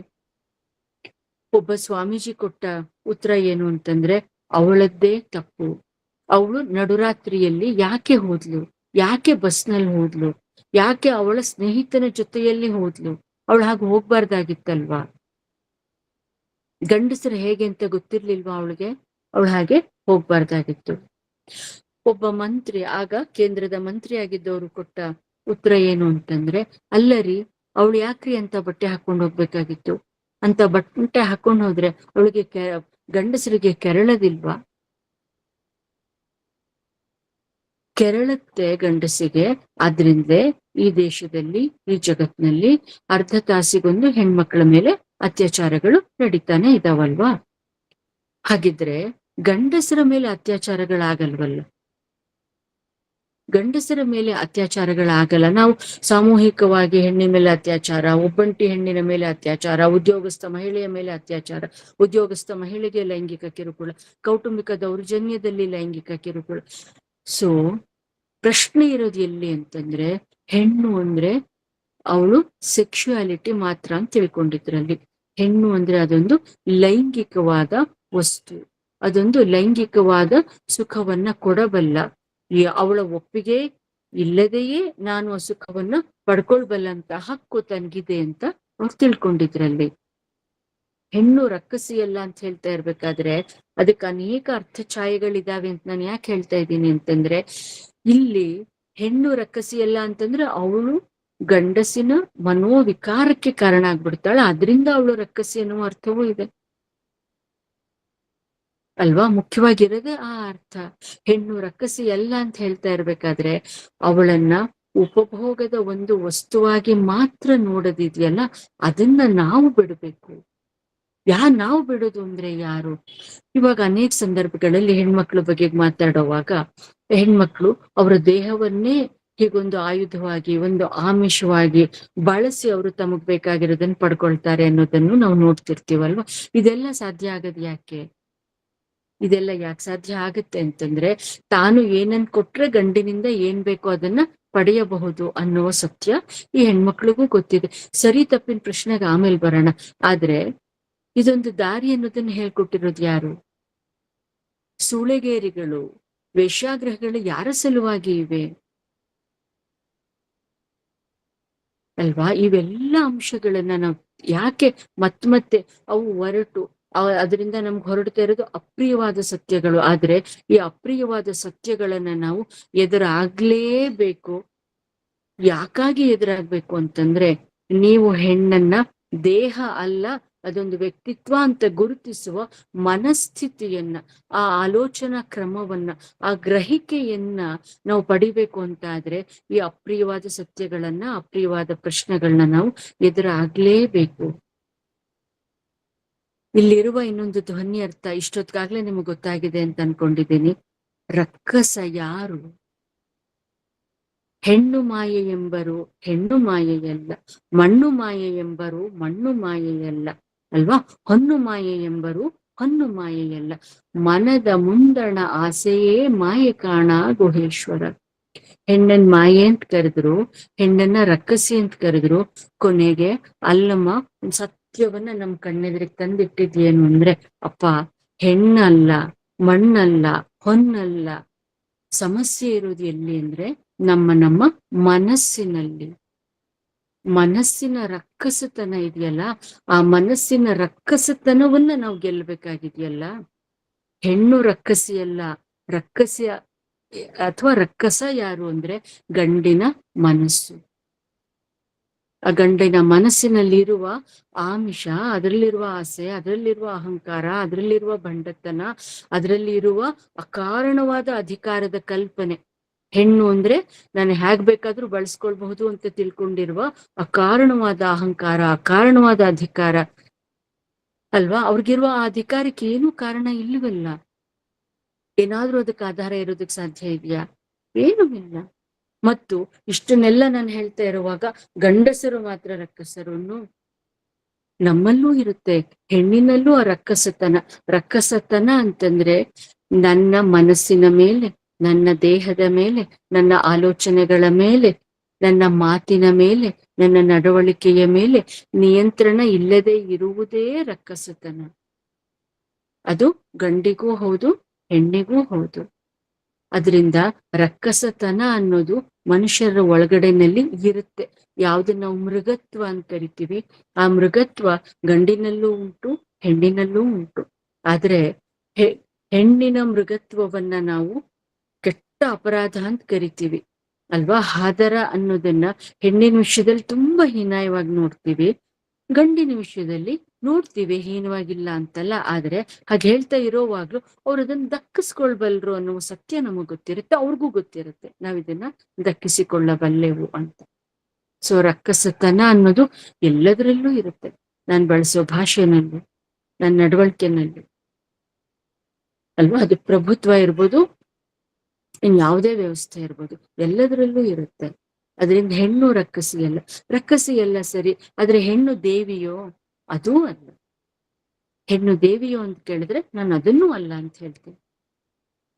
ಅದರಿಂದಲೇ ನೀಲಮ್ಮನ ಮಾತಿದೆಯಲ್ವಾ, ಹಂದೆಯಲ್ಲ ನಾನು ಹರುಷದ ಧೈರ್ಯವುಳ್ಳ ಹೆಣ್ಣು. ಅವಳು ಹೇಳ್ತಾಳೆ, ನಾನು ಹಂದೆ ಅಲ್ಲ, ನಾನು ಹೇಡಿ ಅಲ್ಲ, ಹರುಷದ ಧೈರ್ಯವುಳ್ಳ ಹೆಣ್ಣು. ನನ್ನಲ್ಲಿ ಹರುಷ ಇದೆ, ಸಹಜವಾಗಿ ನನ್ನಲ್ಲೊಂದು ಸಂತೋಷ ಇದೆ, ಒಂದು ಉಲ್ಲಾಸ ಇದೆ, ಒಂದು ಲವಲವಿಕೆ ಇದೆ, ಒಂದು ಅದಮ್ಯವಾದ ಜೀವನ ಪ್ರೀತಿ ಇದೆ. ಮತ್ತು ಬದುಕಿನಲ್ಲಿ 100 ಸವಾಲುಗಳು ನನ್ನ ಬೆನ್ನ ಹತ್ತಿ ಬಂದ್ರೆ ನನಗನ್ನ ಮೀರಿ ಬದುಕನ್ನು ಗೆಲ್ತೀನಿ ಎನ್ನುವ ಧೈರ್ಯವೂ ಇದೆ. ನನಗೆ ಧೈರ್ಯದ ಮೂಲವೇ ನನ್ನ ಹರುಷದಲ್ಲಿದೆ. ಹರುಷ ಮತ್ತು ಧೈರ್ಯ, ಹರುಷದ ಧೈರ್ಯವುಳ್ಳ ಹೆಣ್ಣು ನಾನು, ಹಂದೆಯಲ್ಲ, ಹೇಡಿ ಅಲ್ಲ ನಾನು. ಈ ಲೋಕ ಯಾವಾಗ್ಲೂ ಹೆಣ್ಣನ್ನ ಹೇಡಿಯಾಗಿರ್ಬೇಕು ಅಂತ ಹೇಳುತ್ತೆ. ಅವಳು ಅಳಬೇಕು, ಅವಳು ಅಳುಮುಂಜಿ ಆಗ್ಬೇಕು, ಅವಳು ಯಾವುದನ್ನು ಎದುರಿಸ್ಬಾರ್ದು, ಅವಳು ನಗಬಾರ್ದು, ಅವಳು ಸಂತೋಷವಾಗಿರ್ಬಾರ್ದು. ನಾನು ಇದನ್ನ ಜನರಲೈಸ್ ಮಾಡಿ ಹೇಳ್ತಿದ್ದೀನಿ ಅಂತ ಯಾರು ತಪ್ಪು ತಿಳ್ಕೊಬೇಕಾಗಿಲ್ಲ. ಆದ್ರೆ ಯಾವಾಗ ಹೆಣ್ಣು ತನ್ನ ಎಲ್ಲ ಶಕ್ತಿ ಮೂಲಗಳಿಂದ ಹೊರಗೆ ಬರ್ತಾಳೋ ಅದನ್ನ ಒಪ್ಕೊಳ್ಳೋದು ಈ ಸಮಾಜಕ್ಕೆ ಅಷ್ಟು ಸುಲಭದ್ದಲ್ಲ, ಬಹಳ ಕಷ್ಟ ಆಗುತ್ತೆ ಅದನ್ನ ಜೀರ್ಣಿಸ್ಕೊಳ್ಳೋದು ಅಲ್ವಾ? ಪ್ರತಿಭಾ ನಂದಕುಮಾರ್ ಅವ್ರದ್ದೊಂದು ಕವಿತೆನಲ್ಲಿ ಹೇಳ್ತಾರೆ, ಹೆಣ್ಣಿನ ಪ್ರೀತಿಗೆ ಹೆದರುವಷ್ಟು ಗಂಡು ಹೆಣ್ಣಿನ ದ್ವೇಷಕ್ಕೆ ಹೆದರುವುದಿಲ್ಲ. ಅವಳಿಗೆ ಪ್ರೀತಿಯ ಒಂದು ಬಲ ಇದ್ದು ಬಿಟ್ರೆ ಯಾವುದನ್ ಬೇಕಾದ್ರೂ ತಾನು ಗೆಲ್ತೀನಿ ಅನ್ನೋದು ಅವಳಿಗೆ ಗೊತ್ತಿರುತ್ತೆ, ಮತ್ತು ಪ್ರೀತಿಗೋಸ್ಕರ ಏನನ್ ಬೇಕಾದ್ರೂ ತಾನು ಮಾಡಬಲ್ಲವಳು ಅಂತ ತಿಳ್ಕೊಂಡಿರ್ತಾಳೆ. ಈ ಸಕಲೇಶ ಮಾದರಸನ ವಚನ ನನ್ಗೆ ಯಾಕೆ ಮುಖ್ಯವಾಗಿ ಕಾಣುತ್ತೆ ಅಂತಂದ್ರೆ, ಅವನು ಹೆಣ್ಣನ್ನ ಕುರಿತ ಗಂಡಿನ ಗ್ರಹಿಕೆಯಲ್ಲೇ ಮೂಲಭೂತವಾದ ಐಬಿದೆ, ಒಂದ್ ತೊಂದ್ರೆ ಇದೆ, ಒಂದ್ ತೊಡಕಿದೆ, ನಾವು ಅದರಿಂದ ಹೊರಗೆ ಬರ್ಬೇಕು. ಅವಳ ಮುಖ ಮುದ್ದು ಮುಖ ನಿಜ, ಆದ್ರೆ ಮುದ್ದು ಮುಖ ನೋಡಿದ ತಕ್ಷಣ ಅದು ತನಗ್ ಬೇಕು, ನಾನು ಅದನ್ನ ಮುದ್ದಾಡ್ಬೇಕು, it is my property, it is my privilege to enjoy her body ಅಂತ ತಿಳ್ಕೊಳ್ಳೋದಿದ್ಯಲ್ಲ, ಅಲ್ಲಿ ತೊಂದರೆ ಇದೆಯಲ್ವಾ ಅಂತ ಅವ್ನು ಹೇಳ್ತಾ ಇದ್ದಾನೆ. ಸೊ ನಮ್ಮಲ್ಲಿ ಆಗ್ಬೇಕಾಗಿರುವ ಬದಲಾವಣೆ ಯಾವುದು ಅನ್ನೋದನ್ನ ಗಂಡು ಬಹಳ ತೀವ್ರವಾಗಿ ಆಲೋಚನೆ ಮಾಡಿದ ಕಾಲಘಟ್ಟ ಅಂತಂದ್ರೆ 12ನೇ ಶತಮಾನ. ಉರಿಲಿಂಗ ಪದ್ಯ ಒಂದು ವಚನ ನೋಡಿ. ಹೆಣ್ಣ ನೆಟ್ಟಿ ಅಶುಭವ ಮೆಟ್ಟಿ ಮೆರೆಯಬೇಡ, ಅವಳು ನಿನ್ನ ನಂಬಳು, ನಿನ್ನ ತನು ಮನ ಧನವನ್ನಿತ್ತಡು, ಪರಪುರುಷನ ನೆನೆವುದು ಮಾಡಳು, ಅದನ್ನು ನೀನು ಬಲ್ಲೆ. ಸಾಮಾನ್ಯವಾಗಿ ನಿಯತ್ತಿನ ವಿಷಯ ಬಂದಾಗ ಹೆಣ್ಣಿಗೊಂದು ನಿಯತ್ತಿರುತ್ತೆ ಅನ್ನುವ ಮಾತಿದೆಯಲ್ವಾ, ಅದು ಇರುತ್ತೆ, ನೀನ್ ಅದನ್ನ ಮರಿಬೇಡ. ನೀನ್ ಅದನ್ನ ಮರಿಬೇಡ ಅನ್ನೋದ್ರ ಅರ್ಥ ಏನು ಅಂತಂದ್ರೆ, ನೀನು ಅದನ್ನ ಪಾಲಿಸೋದಿಕ್ಕೆ ಪ್ರಯತ್ನ ಪಡ್ಬೇಕು ಅಂತ ಅಲ್ವಾ. ಇವಳು ಹೇಳ್ತಾಳಲ್ಲ, ಅಕ್ಕಮ್ಮನ ವಚನ ನಿಮ್ಗೆಲ್ರಿಗೂ ಗೊತ್ತಿದೆ ಆ ವಚನ. ಅವಳು ಹೇಳ್ತಾಳೆ, ಸಮಶೀಲ ಸಮಗ್ರಾಹಕ. ನಮ್ಗೆಲ್ರಿಗೂ ಗೊತ್ತಿದೆ ಅಕ್ಕಮ್ಮ ಒಂದು ಏನದು ದೇವದಾಸಿ ಹಿನ್ನೆಲೆಯಿಂದ ಬಂದವಳು ಅಂತ ನಾವೇನು ತಿಳ್ಕೊಂಡಿದೀವಲ್ವಾ. ಅವಳು ಹೇಳ್ತಾಳೆ, ನಾನ್ ದೇವದಾಸಿ ಹೌದು, ಆದ್ರೆ ದೇವದಾಸಿ ಆಗಿದ್ದಾಗ್ಲೂ ಕೂಡ ನನಗೆ ನನ್ನ ಹತ್ರ ಬರುವಂತ ಗ್ರಾಹಕರು ಯಾರು, ಅವ್ರು ಹೇಗಿರ್ಬೇಕು, ಬಂದ ಗ್ರಾಹಕರನ್ನೆಲ್ಲ ನಾನು ಒಪ್ಕೋಬೇಕಾ, ಅಥವಾ ನನ್ನ ಹತ್ರ ಬರುವ ಗ್ರಾಹಕರಿಗೆ ಏನಾದ್ರೂ ಒಂದು ಅರ್ಹತೆ ಇರ್ಬೇಕಾ? ಎಂಥ ಅರ್ಹತೆಯ ಮಾನದಂಡವನ್ನ ಅಲ್ಲಿ ಅಕ್ಕಮ್ಮ ಹೇಳ್ತಾಳೆ ಅಂತಂದ್ರೆ, ಅವಳು ಕೇಳ್ತಾ ಇರೋದು ಸಮಶೀಲ ಇರ್ಬೇಕು ಅಂತ. ಅವಳು ಎಂಥ ಕಂಡೀಷನ್ ಹಾಕ್ತಾ ಇದ್ದಾಳೆ ತನ್ನ ಹತ್ರ ಬರುವ ಗ್ರಾಹಕನಿಗೆ ಅಂದ್ರೆ, ಸಮಶೀಲ. ತನ್ನನ್ನ ಯಾವ ದೇವದಾಸಿ ಹಿನ್ನೆಲೆಯನ್ನ, ಯಾವ ವೇಷಾವೃತ್ತಿಯನ್ನ ಅತ್ಯಂತ ಶೀಲಗೆಟ್ಟ, ಶೀಲವೇ ಇಲ್ಲದೆ ಇರುವ ವೃತ್ತಿ ಅಂತ ನಾವು ತಿಳ್ಕೊಂಡಿದ್ದೇವೋ ಅಂತ ಹೊತ್ತಲ್ಲಿ ಅವಳು ಹೇಳ್ತಾಳೆ, ನನಗಿರುವ ನೈತಿಕತೆ ಇದೆಯಲ್ಲ, ಆ ನೈತಿಕತೆಗೆ ಸರಿದೊರೆಯಾಗಬಲ್ಲಂತಹ ಗ್ರಾಹಕ ಇದ್ರೆ ಮಾತ್ರ ನಾನು ಒಪ್ಕೋತೀನಿ ಹೊರತು ಬಂದವ್ರನ್ನೆಲ್ಲ ನಾನು ಹಂಗೆ ಒಪ್ಕೊಳ್ಳಲ್ಲ, ಒಪ್ಕೋಬೇಕಾಗಿಲ್ಲ. ನನಗೂ ಆಯ್ಕೆ ಇದೆ, ನನಗೂ ಕೆಲವು ಮಾನದಂಡಗಳಿವೆ, ಆ ಮಾನದಂಡಗಳನ್ನ ಪೂರೈಸಿದವರನ್ನ ಮಾತ್ರ ನಾನು ಗ್ರಾಹಕನಾಗಿ ಒಪ್ಕೊಳ್ಬಲ್ಲೆ ಅಂತ ಅವಳು ಹೇಳ್ತಾಳೆ. ಸೊ ಹೆಣ್ಣು ರಕ್ಕಸಿ ಅಲ್ಲ, ಹೆಣ್ಣಿಗಿರುವ ವಿವೇಕ, ಹೆಣ್ಣಿಗಿರುವ ನೈತಿಕತೆ, ಅವಳಿಗಿರುವಂತ ವೃತ್ತಿಬದ್ಧತೆ, ಎಷ್ಟು ಪ್ರೊಫೆಷನಲ್ ಆಗಿ ಅವಳು ಮಾತಾಡ್ತಾಳೆ ನೋಡಿ. ಸಮಶೀಲ. ಸೂಳೆ ಸಂಕವನ ವಚನ ನಮ್ಗೆಲ್ರಿಗೂ ಗೊತ್ತಿದೆ ಅಲ್ವಾ, ಒತ್ತೆಯ ಹಿಡಿದು ಮತ್ತೊತ್ತೆಯ ಹಿಡಿಯೆ. ನಾನು ಒಂದ್ಸಲ ಒತ್ತೆ ಹಿಡಿದ್ಮೇಲೆ, ಒಂದ್ಸಲ ನಾನು ಒಬ್ರಿಗೆ ಹೀಗೊಂದ್ ನನ್ ಸಮಯ ಕೊಟ್ಟಿದ್ದೀನಿ, ಇಂಥ ದಿನ ನೀನ್ ಬರ್ಬೋದು, ಆ ದಿನ ನಿನಗ್ ಮೀಸ್ಲು, ಹೀಗೆಲ್ಲ ಆದ್ಮೇಲೆ, ನಾನೊಂದು ಒಪ್ಪಂದವನ್ನ ಮಾಡ್ಕೊಂಡ್ಮೇಲೆ, ಒಪ್ಕೊಂಡ್ಮೇಲೆ ಇನ್ಯಾರೋ ಬಂದು ಹೆಚ್ಚಿನ ದುಡ್ಡು ಕೊಡ್ತಾರೆ ಅಂತಂದ್ರೆ ನಾನು ಅದಕ್ಕೆ ಒಪ್ಪಲ್ಲ. ನಾನು ದುಡ್ಡಿನ ಆಸೆಗೋಸ್ಕರ ಇದನ್ನ ಮಾಡಲ್ಲ, ಮಾಡ್ಬೇಕಾಗಿಲ್ಲ. ಇಂಥದ್ದನ್ನೆಲ್ಲ ಓದುವಾಗ ಹೆಣ್ಣು ರಕ್ಕಸಿ ಅಲ್ಲ, ಅದು ಬಿಟ್ಬಿಡಿ, ಅವಳು ರಕ್ಕಸಿ ಅಲ್ಲ, ಬಟ್ ಇಂಥದ್ದು ನೋಡುವಾಗ ಆ ಹೆಣ್ಣಿಗಿರುವ ಪ್ರಬುದ್ಧತೆ, ಅವಳಿಗಿರುವ ನೈತಿಕತೆ ಇದೆಯಲ್ಲ, ಯಾವ ವೇಷಾವೃತ್ತಿಯಲ್ಲಿ ನೈತಿಕತೆಯ ಪ್ರಶ್ನೆನೇ ಬರಲ್ಲ ಅಂತ ತಿಳ್ಕೊಳ್ತೀವೋ ಅಂಥದ್ರಲ್ಲೂ ಸೂಳೆ ಸಂಕವೇ ಒಂದು ನೈತಿಕತೆಯ ಎಂಥ ಪ್ರಖರತೆಯನ್ನು ಅವಳು ಮೆರಿತಾಳೆ. ಅದರಲ್ಲೂ ನಿಜ ಆ ವಚನದಲ್ಲಿ ಇದು ಮಾತ್ರ ಇಲ್ಲ. ಅವಳು ಹೇಳ್ತಾಳೆ, ಏಕದೇವೋಪಾಸನೆ ಏನ್ ಮಾಡ್ಬೇಕು, ನೀವು ಒಂದು ದೈವವನ್ನ ಒಪ್ಪಿ ಬೇರೆ ದೈವವನ್ನು ಒಪ್ಪಿ ಮಾಡೋದನ್ನ ಅದನ್ನೆಲ್ಲ ಒಪ್ಪಕ್ಕಾಗಲ್ಲ, ಏನೋ ಕಾದ ಕತ್ತಿಯಲ್ಲಿ ಕೈ ಮೂಗ ಕೊಲ್ಲುವರು ಅಂತೆ, ಅದೆಲ್ಲ ಫೈನ್, ಅಬ್ಸಲ್ಯೂಟ್ಲಿ ಫೈನ್. ಬಟ್ ನನಗೆ ಮುಖ್ಯ ಆಗೋದು ಏನು ಗೊತ್ತಾ, ಈ ಹೆಣ್ಮಕ್ಳಿಗೆ ಇಂಥ ಆತ್ಮವಿಶ್ವಾಸ, ಬರೀ ಆತ್ಮವಿಶ್ವಾಸ ಅಲ್ಲ, ಈ ಹೆಣ್ಮಕ್ಳಿಗೆ ಇಂಥ ಆತ್ಮ ಘನತೆ ಎಲ್ಲಿಂದ ಬಂತು, ಈ ಆತ್ಮ ಗೌರವ ಎಲ್ಲಿಂದ ಬಂತು? ಅಮಗೆ ರಾಯಮ್ಮ ಹೇಳ್ತಾಳೆ, ಎನ್ನ ಕಣ್ಣೊಳಗಣ ಕಟ್ಟಿಗೆಯ ನಾನೇ ತೆಗೆಯಬೇಕು, ಎನ್ನ ಕಾಲೊಳಗಣ ಮುಳ್ಳ ನಾನೇ ತೆಗೆಯಬೇಕು. ಯಾವ ಹೆಣ್ಣನ್ನ ಅವರು ಮುಕ್ತಿಯ ದಾರಿಯಲ್ಲಿ ಏನದು ಅಥವಾ ಇನ್ಯಾವುದೋ ಒಂದು ಚಕ್ರಾಧಿಪತಿಯಾಗುವ ದಾರಿನಲ್ಲಿ, ಇನ್ನೇನೋ ಅಸಾಧಾರಣವಾದ ಸಂಶೋಧನೆ ಮಾಡುವ ದಾರಿಯಲ್ಲಿ ಎಲ್ಲದರಲ್ಲೂ ಹೆಣ್ಣು ಒಂದು ಅಡ್ಡಿ ಅಡ್ಡಿ ಅಡ್ಡಿ ಅಂತ ತಿಳ್ಕೊಳ್ತಾರೋ. ಆದ್ರೆ ಈ ಹೆಣ್ಮಕ್ಳಿಗಿರುವ ಪ್ರಬುದ್ಧತೆ ಎಂಥದ್ದು! ಯಾರು ಯಾರಿಗೆ ಅಡ್ಡಿ? ಹಾಗ್ ನೋಡಿದ್ರೆ ಏನನ್ನಾದ್ರೂ ದೊಡ್ಡದನ್ನ ಸಾಧಿಸ್ಬೇಕು ಅಂತ ಹೆಣ್ಮಕ್ಳು ಪ್ರಯತ್ನ ಪಟ್ರೆ ಅವ್ರಿಗಿರುವ ಆತಂಕಗಳು, ಅವ್ರಿಗಿರುವ ಸವಾಲುಗಳು, ಅಥವಾ ಈ ಕಡೆನಲ್ಲಿ ಗಂಡಿಗಿರುವಂತ ಸವಾಲುಗಳು, ಈ ಎರಡನ್ನೂ ನಾವು ನೋಡ್ತಾ ಇದ್ರೆ ಆ ಸವಾಲುಗಳಲ್ಲಿ ಯಾರ ಸವಾಲುಗಳು ತುಂಬಾ ತೀವ್ರವಾಗಿ ಕಾಣುತ್ತೆ, ಯಾರು ಹೆಚ್ಚಿನ ಸವಾಲನ್ನ ಎದುರಿಸ್ಬೇಕಾಗತ್ತೆ ಹೇಳಿ ಅಲ್ವಾ? ಇಂಥದನ್ನೆಲ್ಲ ನೋಡಿದಾಗ ಅದನ್ನೆಲ್ಲ ದಾಟಿ ದಾಟಿ ದಾಟಿ ಹೆಣ್ಮಕ್ಳು ಸಾಧನೆಯನ್ನ ಮಾಡ್ತಾರೆ. ಆದ್ರೆ ಅದಕ್ಕೆ ಸಿಗ್ಬಹುದಾದ ಬೆಲೆ ಎಷ್ಟು? ಎಲ್ಲ ಯಶಸ್ವಿ ಪುರುಷರ ಹಿಂದೆ ಒಬ್ಬ ಮಹಿಳೆ ಅಲ್ವಾ? ಅದ್ ಬಹಳ ಫೇಮಸ್ ಆದ ಕೋಟ್, ನಿಮ್ಗೆಲ್ರಿಗೂ ಗೊತ್ತಿದೆ. ಎಲ್ಲ ಯಶಸ್ವಿ ಪುರುಷರ ಹಿಂದೆ ಒಬ್ಬ ಮಹಿಳೆ, ಒಬ್ಬ ಸಂತೃಪ್ತ ಮಹಿಳೆ. ಅಬ್ಬಾ, ನನ್ನಿಂದ ಇದಾಯ್ತು. ಮೊನ್ನೆ ಒಬ್ಬ MP ಹೆಂಡತಿಯ ಇದನ್ನ ನೋಡ್ತಾ ಇದ್ದೆ, ಸಂದರ್ಶನವನ್ನ. ಅದ್ರಲ್ಲಿ ಆಕೆ ಹೇಳ್ತಾಳೆ, ನಾನು ಒಂದು ಒಳ್ಳೆ ಕೆಲ್ಸಕ್ಕೆ ಹೋಗ್ಬೋದಾಗಿತ್ತು. I was a very talented, very meritorious student, but I didn't go. ನಾನು ಹೋಗ್ಲಿಲ್ಲ ಯಾಕೆಂದ್ರೆ ನಾನು ನನ್ನ ಸಂಸಾರಕ್ಕೋಸ್ಕರ ಇದನ್ನೆಲ್ಲ ಮಾಡಿದೆ. ನನ್ಗದ್ರ ಬಗ್ಗೆ ಏನು ಏನದು ವಾಟ್ ಇಸ್ ದಟ್ ಗಿಲ್ಟ್ ಇಲ್ಲ. ಅದೆಲ್ಲ ಅಬ್ಸಲ್ಯೂಟ್ಲಿ ಫೈನ್, ಇಟ್ಸ್ ಹರ್, ಅದು ಅವರ ವೈಯಕ್ತಿಕವಾದ ಆಯ್ಕೆ, ಅದೆಲ್ಲಾನು. ಆದ್ರೆ ಆ ಮಾತುಗಳನ್ನ ಆಕೆ ಹೇಳ್ತಾ ಇದ್ದಾಗ ಪಕ್ಕದಲ್ಲಿ ಕೂತ MP ಸಾಹೇಬರಿಗೆ ಅದೆಂಥ ಒಂದು ಏನ್ ಕರಿಬೇಕು, ಒಂದು ಸಾರ್ಥಕತೆಯ ಭಾವ ಮೂಡ್ತಾ ಇತ್ತು ಅಂತಂದ್ರೆ, I was feeling sad for that.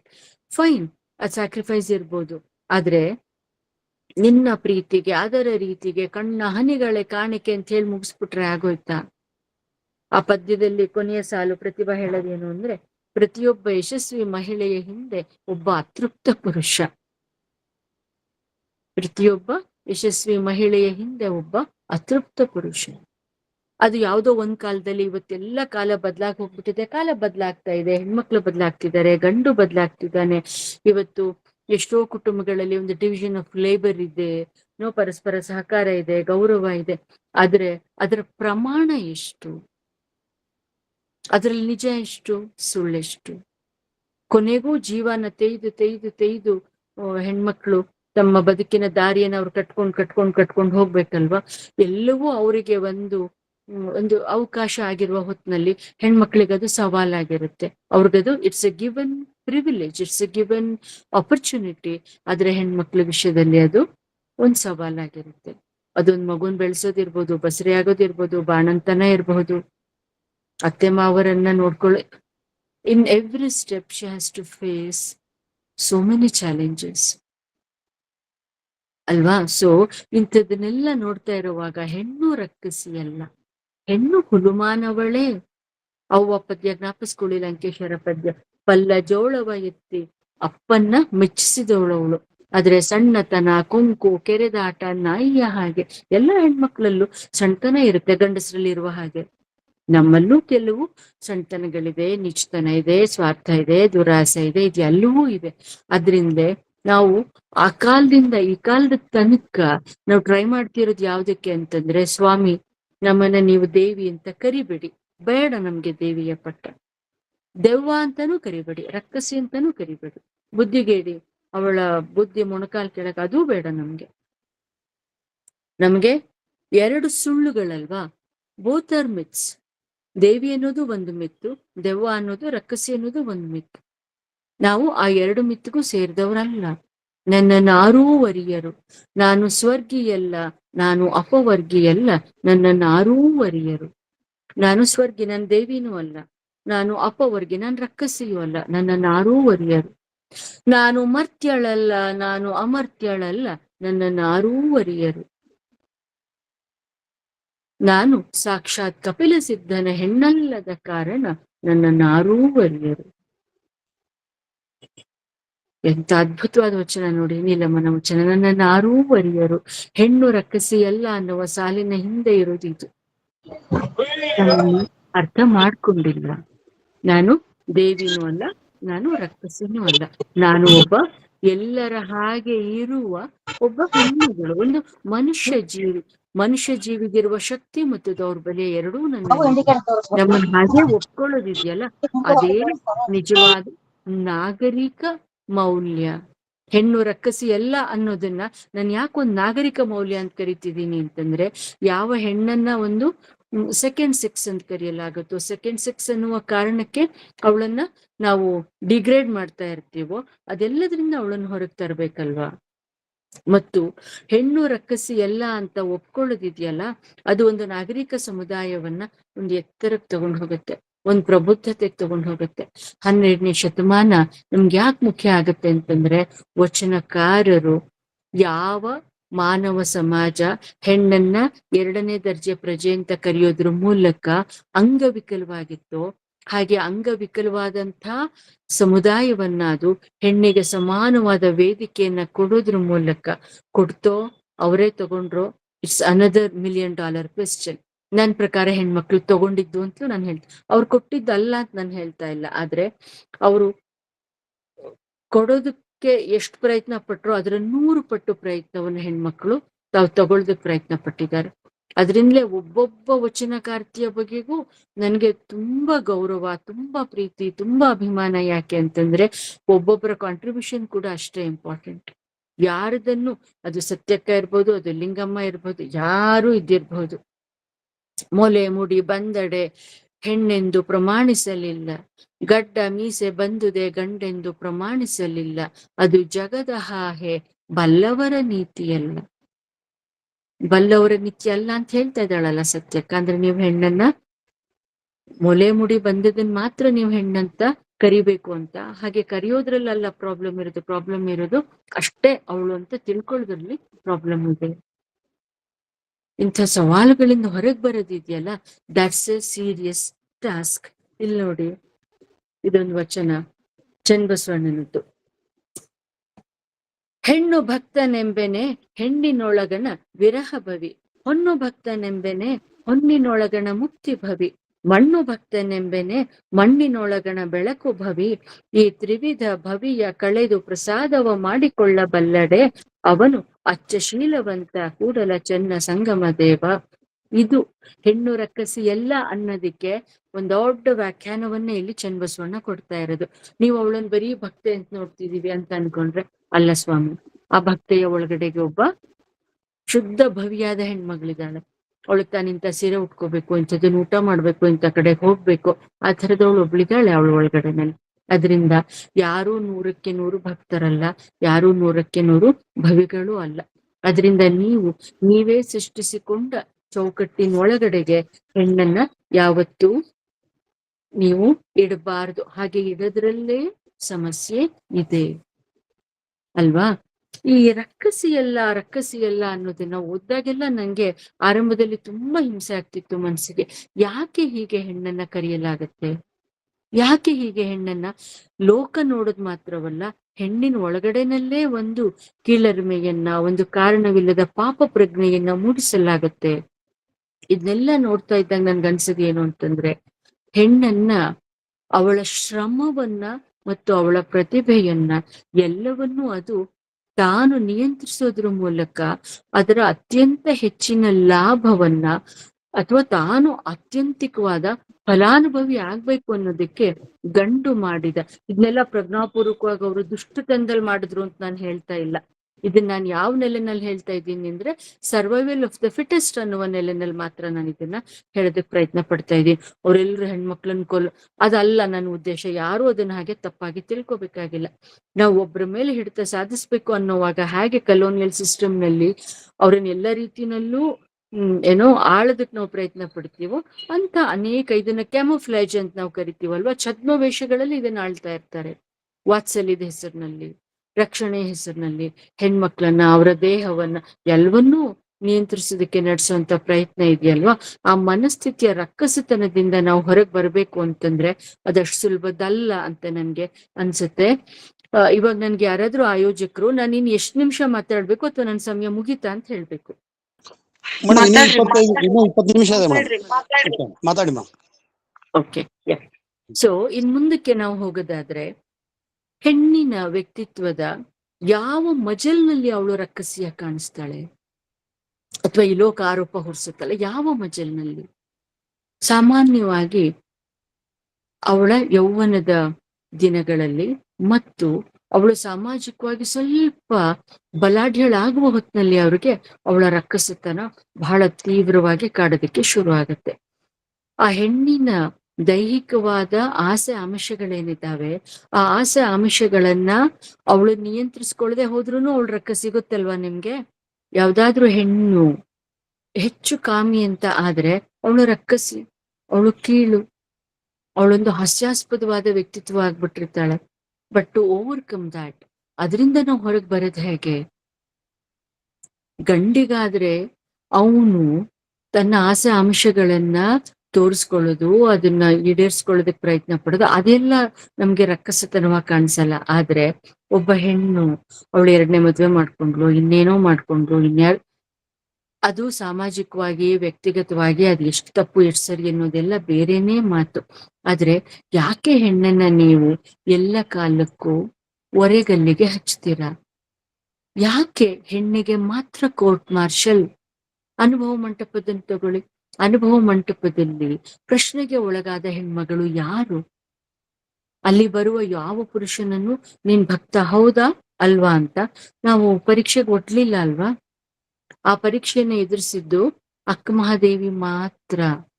ಯಾಕೆ ಅಕ್ಕ ಮಹಾದೇವಿಗೆ ಮಾತ್ರ ಆ ಒರೆಗಲ್ಲು? ಯಾಕೆ ಅವಳಿಗೆ ಮಾತ್ರ ಆ ಕಟಕಟೆಯಲ್ಲಿ ನಿಂತೋಳು ಉತ್ತರ ಕೊಟ್ಟು ತನ್ನನ್ನು ತಾನು ಸಾಬೀತ್ ಮಾಡ್ಕೋಬೇಕಾಗಿ ಬಂತು ದಟ್ ಶಿ ಇಸ್ ಅ ಭಕ್ತೆ? ಗಂಡಸರ ವಿಷಯದಲ್ಲಿ ನಾವು ಅಂಥದ್ದನ್ನ ಯಾವ್ದನ್ನೂ ಮಾಡ್ಲಿಲ್ವಲ್ಲ. ಅವಳು ಕೂದಲು ಮುಚ್ಕೊಂಡಿರ್ಲಿಲ್ವೋ ದೇಹವನ್ನ ಕೂದಲಿನಿಂದ? That's A secondary question for me. ಆದ್ರೆ ಅವಳಿಗೆ ಅಲ್ಲಿ ಕೇಳಲಾಗುವ ಪ್ರಶ್ನೆ ಯಾವ್ದು ಹೇಳಿ? ಕೇಳದೇನು, ನೀನು ಜಿತೇಂದ್ರಿಯಳು ಅಂತೀಯ, ನಿನ್ ದೇಹದ ಆಸೆಗಳನ್ನ ಗೆದ್ದಿದ್ದೀನಿ ಅಂತ ಹೇಳ್ತೀಯ, ಯಾಕೆ ನಿನ್ಗೆ ದೇಹವನ್ನ ಕೂದಲಿನಿಂದ ಮುಚ್ಕೋಬೇಕು ಅಂತ ಅನ್ನಿಸ್ತು?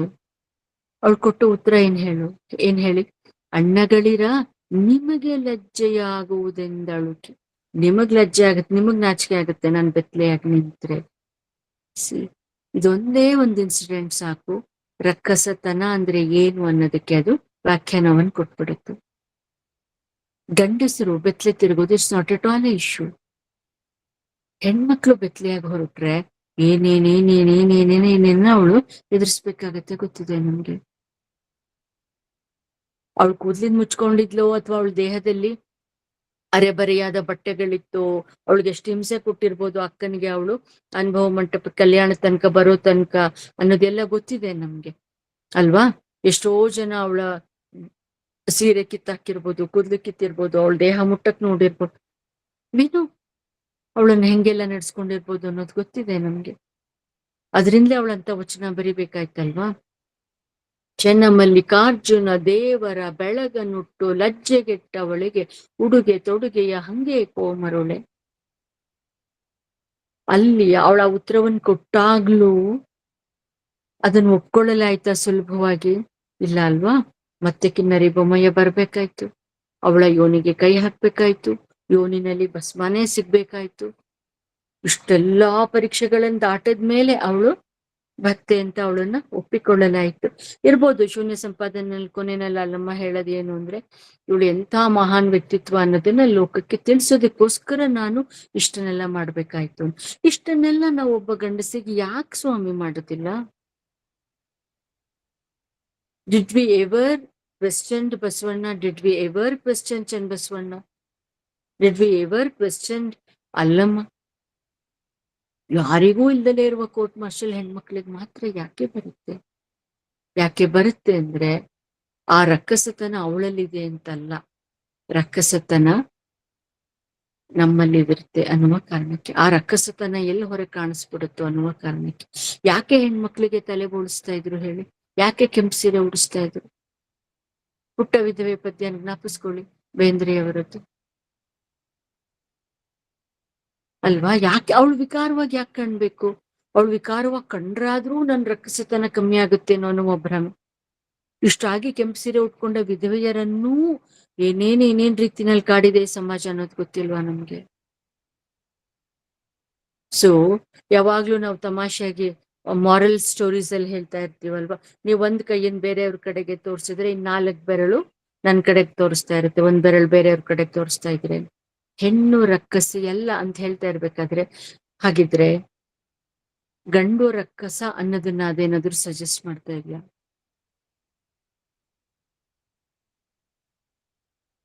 ಸೊ ರಕ್ಕಸತನ ಅನ್ನೋದು ಅದು ದೇಹದಲ್ಲಿದೆ ಮತ್ತು ಮನಸ್ಸಿನಲ್ಲಿದೆ, ಅಥವಾ ನಮ್ಮಲ್ಲಿ ಇಲ್ದಲೇ ಇರುವ ನಿಯಂತ್ರಣದಲ್ಲಿ ರಕ್ಕಸತನ ಅನ್ನೋದು ಇರುತ್ತೆ ಅನ್ನೋದಾದ್ರೆ, ವಚನಕಾರರು ಅದನ್ನು ಎಷ್ಟು ಚೆನ್ನಾಗಿ ಮುಕ್ತವಾಗಿ ಚರ್ಚೆ ಮಾಡಿದ್ರು.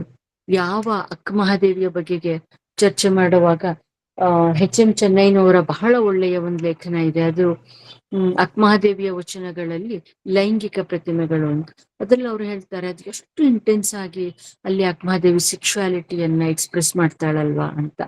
ಇಲ್ಲಿಂದ ಇನ್ನೊಂದು ಡೈಮೆನ್ಷನ್ ಒಂಚೂರು ನಾನು ಡಿಸ್ಕಸ್ ಮಾಡ್ತೀನಿ. ಅದೇನು ಅಂದ್ರೆ, ನೀವ್ ಎಷ್ಟೆಷ್ಟು ಒಬ್ಬರನ್ನ ನಿಯಂತ್ರಿಸೋದಕ್ಕೆ ಬೀಗ ಹಾಕಿ ಹಾಕಿ ಹಾಕಿ ಹಾಕಿ ಅವ್ರನ್ನ ಕಟ್ಟಾಕೋದಕ್ ನೋಡ್ತಿರೋ, ಅಷ್ಟಷ್ಟು ಒಳಗಿನಿಂದ ನಾವು ಸ್ಫೋಟಿಸ್ಬೇಕು ಅಂತ ಅನಿಸ್ತಾ ಇರುತ್ತಲ್ವಾ ನಮ್ಗೆ.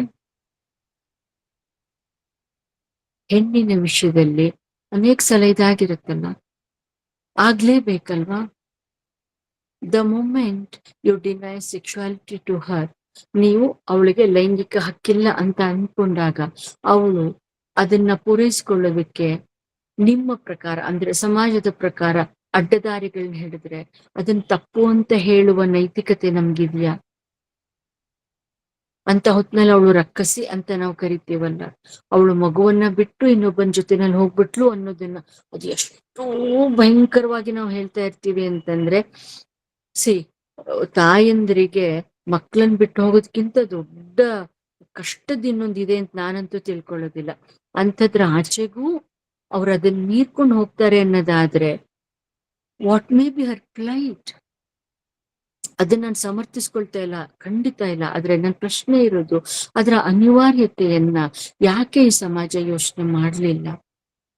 ಅವಳು ತನ್ನ ಸಹಜವಾದ ಜೀವಕಾಮಕ್ಕೆ ಅವಳು ಆಸೆ ಪಟ್ರೆ ನಮ್ಗದು ರಕ್ಕಸತನವ ಕಾಣಿಸುತ್ತೆ ಅನ್ನೋದಾದ್ರೆ, ಗಂಡಿನ ವಿಷಯದಲ್ಲಿ ಅದಲ್ಲ ಅನ್ನೋದಾದ್ರೆ, ರಕ್ಕಸತನ ನಮ್ಮ ಮೌಲ್ಯ ವ್ಯವಸ್ಥೆನಲ್ಲಿದೆ ಅಲ್ವಾ, ನಮ್ಮ ಸಾಮಾಜಿಕತೆಯಲ್ಲಿದೆ ಅಲ್ವಾ, ಗಂಡು ಹೆಣ್ಣಿನ ನಡುವಿನ ತಾರತಮ್ಯವನ್ನ ಹೀಗೆ ಸ್ಥಾಪಿಸ್ಬಿಟ್ಟಿರೋದ್ರಲ್ಲಿದೆ ಅಲ್ವಾ.